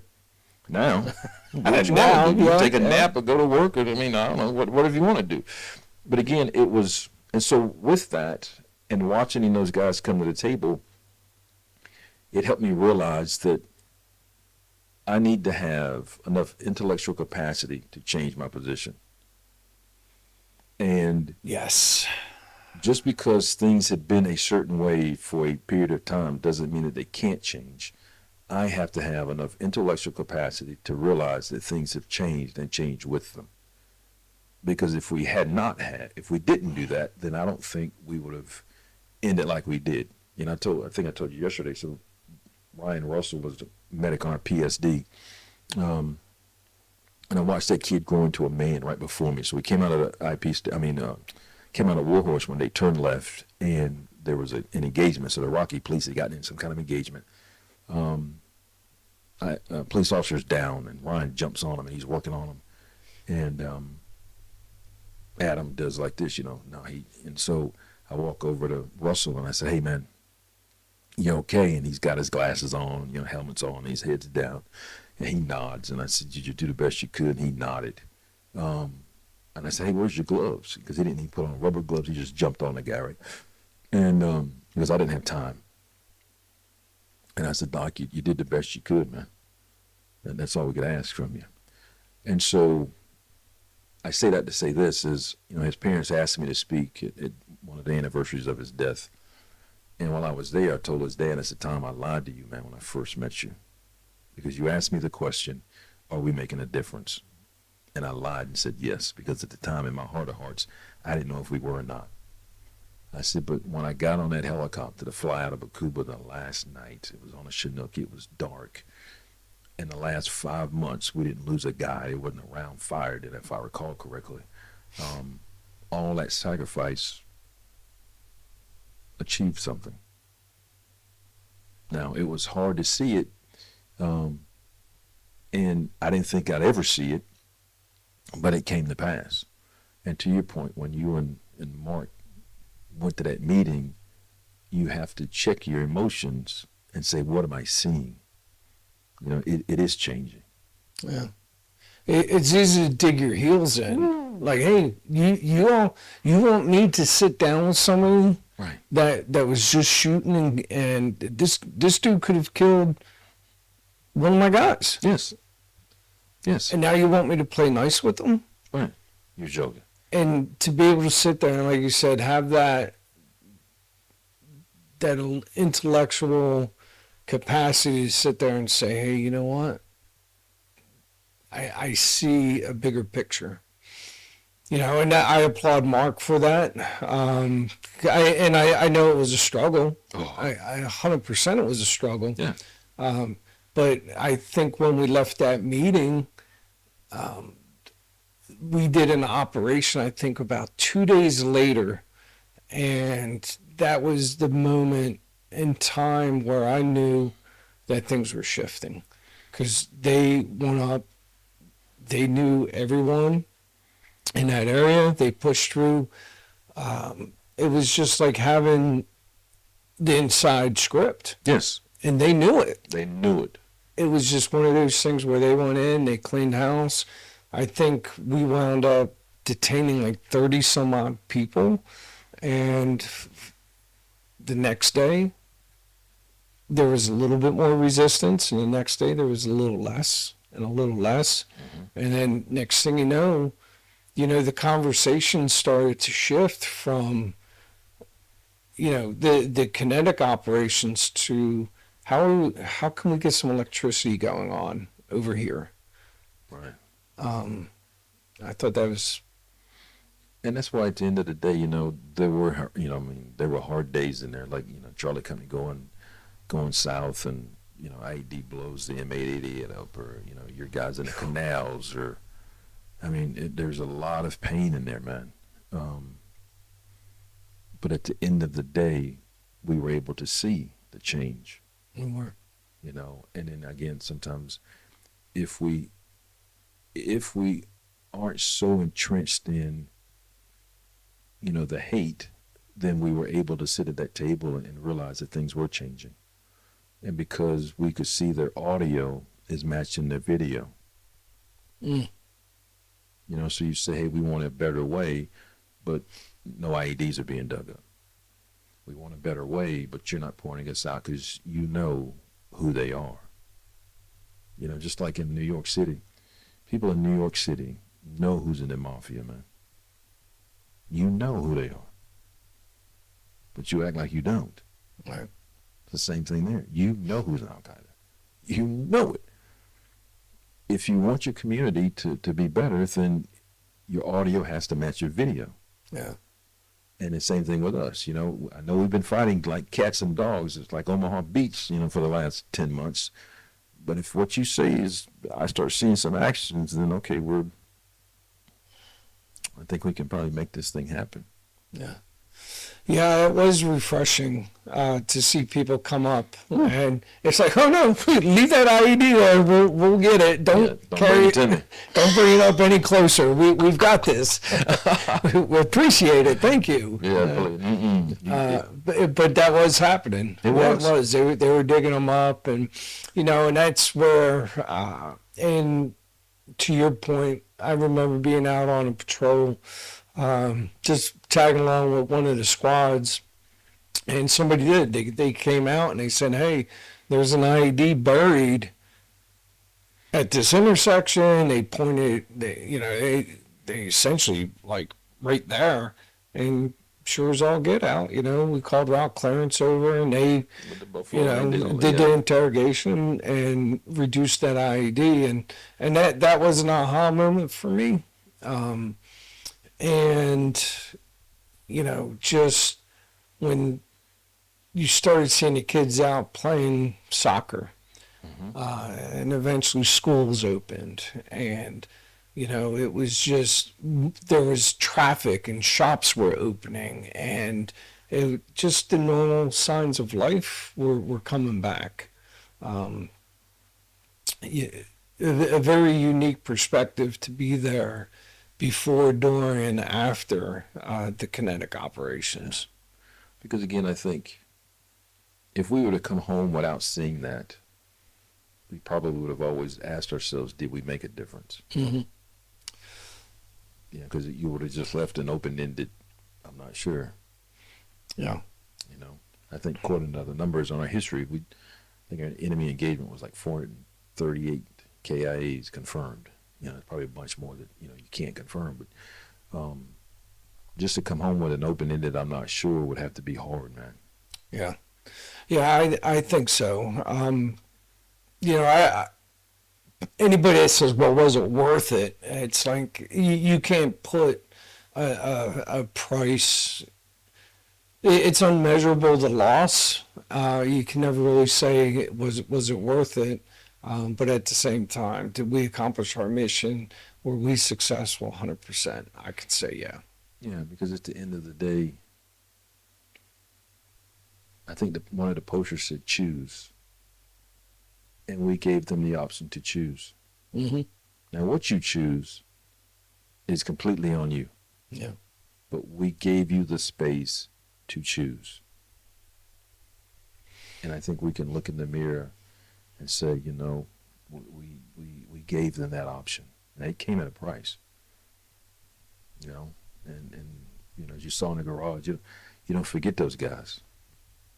Every Memorial Day, or I was at Coca-Cola 600 up in NASCAR race up in Charlotte a couple years ago, and Yolanda and I were there.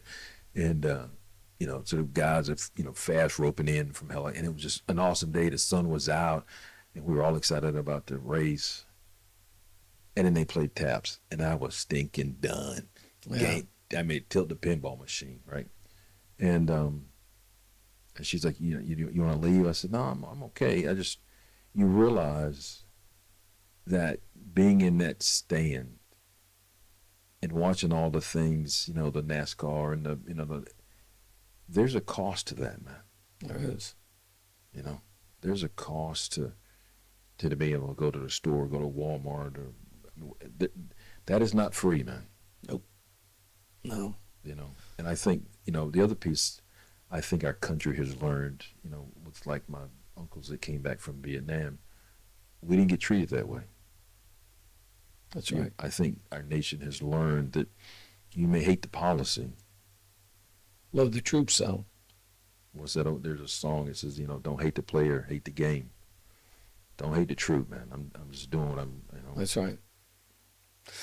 Because trust me, I know the cost of this.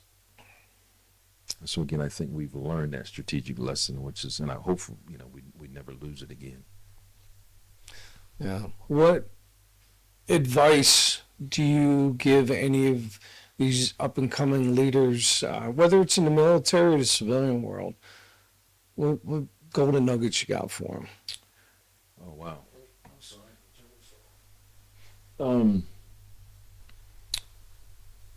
Commanders, I'll start there.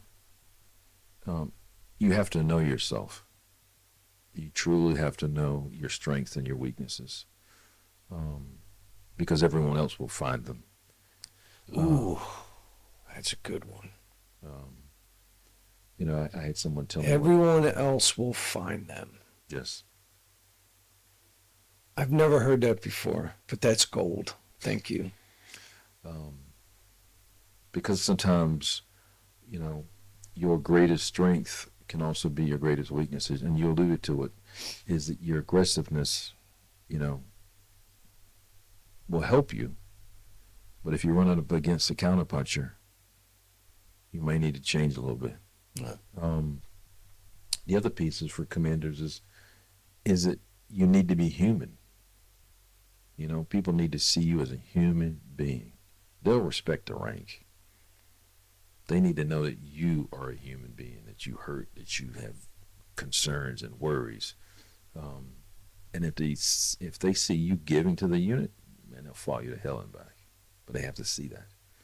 And let me interrupt real sure. quick. I think that is one of your greatest strengths. I think that's what a lot of people saw. And again, from my firsthand interactions with you in a very turbulent time, is seeing that humbleness and that humility portion, and the care and the love that you had for the soldiers. It certainly helps, because when you can't rely on your tactics, when you can't rely on your weapon systems, when you can't rely on your tactical brilliance, it gets, I think, distilled down to just some plain old human factors that, you know, can get you through. And I think you did a great job then. I think you still do a great job now with regards to, you know, unfortunately we've been to a few memorial services since then. But you still lead by example, and you still keep that as your watchword. So thank you. The you know, to the platoon sergeants, you know, teach the officer, because they don't want to fail. They're deathly afraid of it. So encourage them, and they will serve you well.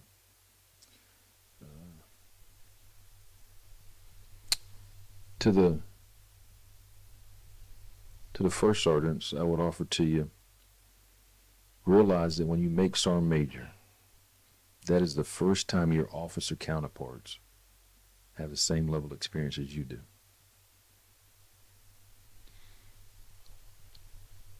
Then you have to make sure they see you share with them what they can't see. Yeah. Because they'll see things, but you will see things that they can't. or they'll forget things, and don't be afraid of telling them. And most non-commissioned officers, especially Storm Agents, I don't think that's a problem, but I think it would help them. To the masses, combat is hard. As we were talking yesterday, God didn't put us on this earth to see what we've seen. And from a guy that has had a parent that committed suicide, I'd offer to you, don't do it, because you're not in this earth by yourself. You have parents, siblings, friends, co-workers, and you mean something to them. As you alluded to, we've gone to several funerals since then, and I would offer this to you. If you beat the enemy on the battlefield, then don't let him beat you at home. Well, because you got through it. And it doesn't mean that you don't hurt. It doesn't mean you don't sit back and reflect on the pain, but you just can't stay there and dwell there. Because the ones that have, that gave the ultimate sacrifice didn't do that for you to lose at home. They did that for you to come home and win and succeed. And so let's not let them down. And probably lastly, we all, I went to counseling after my deployment, after our deployment. And I told the counselor I don't think I could, at Fort Hood, I remember going to the 5th floor. And I told her, I says, I don't know if I could ever deploy again because, the smell of my chin strap, man, was just more than I could take. And she told me the first session, she goes, "Oh, you'll be okay." And I'm like, I was thinking, that lady's giving me a line of turds, man. right. I'm like, ain't no way.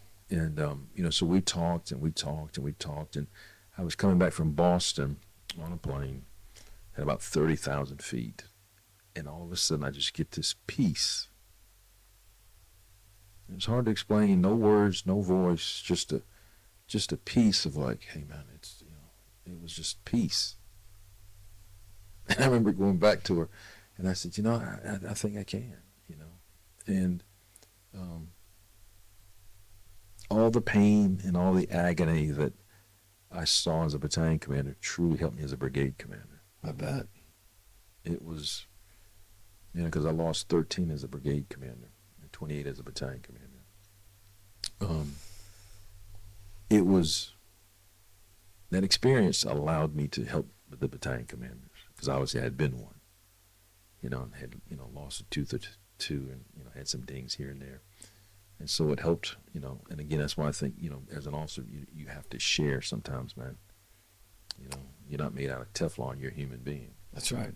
And so sharing some of the lessons that you've gone through and been through and weathered, and some things that you still, you might have to fight through and sort through. You got to share that. So, and probably the last one is this. If we have intellectual capacity to understand our enemy, then we have the intellectual capacity to understand anything else. Whether it's, a different religion, a different culture, take the intellectual capacity to understand it. Right. Because it's too easy to hate something. My coffee's not hot enough. I didn't like the way you did this. Well, there's probably something good in there somewhere, right? Well, heat it up. You've got a microwave. What's the issue? Yeah, it's too easy to hate somebody. You're right. It's too Liking people, let alone loving somebody, liking someone, it takes an effort, right? It takes effort. That's why, I think Americans have intellectual capacity. Wow. Because we wouldn't be a nation of immigrants if we weren't. That's didn't. right. So let's exercise some of that. And then lastly, man, I want to thank you for your efforts. I mean, this is not a simple undertaking. And watching you do what you do is impressive. I always thought you were like one of the coolest dudes with the coolest hair that I've ever run into. And if there's anything that, Yolanda and I can help you do, then. Speaking of Yolanda, what these married couples out there, military, even or civilian, what How long you guys been married? We've been married for 15 years. Okay. And I would offer this to you. And she said, you know, we did a show when we were brigade commanders. And was married to the Army of Alaska. And she told a wife that was new to the Army, she said, your husband will be different, but so will you. Okay. And so it's you knowing that both of you will be different. Both of you are going to have experiences that the other one doesn't know. You almost have to enter in that reunion as newlyweds. Because before, eating off a paper plate didn't, okay, fine. Now, I hate it. Now, I've learned to adjust that, but when I first, don't hand me a paper plate, man. I eat off a paper plate for 15 months in that one, and 10 months in this one, and 3 months in that. Don't hand me a paper plate. That's not going to go well for me. And so, you know, being a newlywed and having those open communications and then doing the simple things. You know, it's not the big trips. You know, we do scavenger hunts here in the house. You know, going for walks. Making some peanut butter and jelly sandwiches and just go somewhere and sit under a tree. Excuse me. Those things are important because it, you know, as you wind down, it's the memories you make, it's the compassion that you show, it's the decision to love. Yeah. You know, because everybody ticks you off. I don't care if it's a parent, sibling, or your spouse. You know, I mean, that's human nature. They're going to say something that kind of rubs you the wrong way, but it is having the intellectual capacity to look beyond that.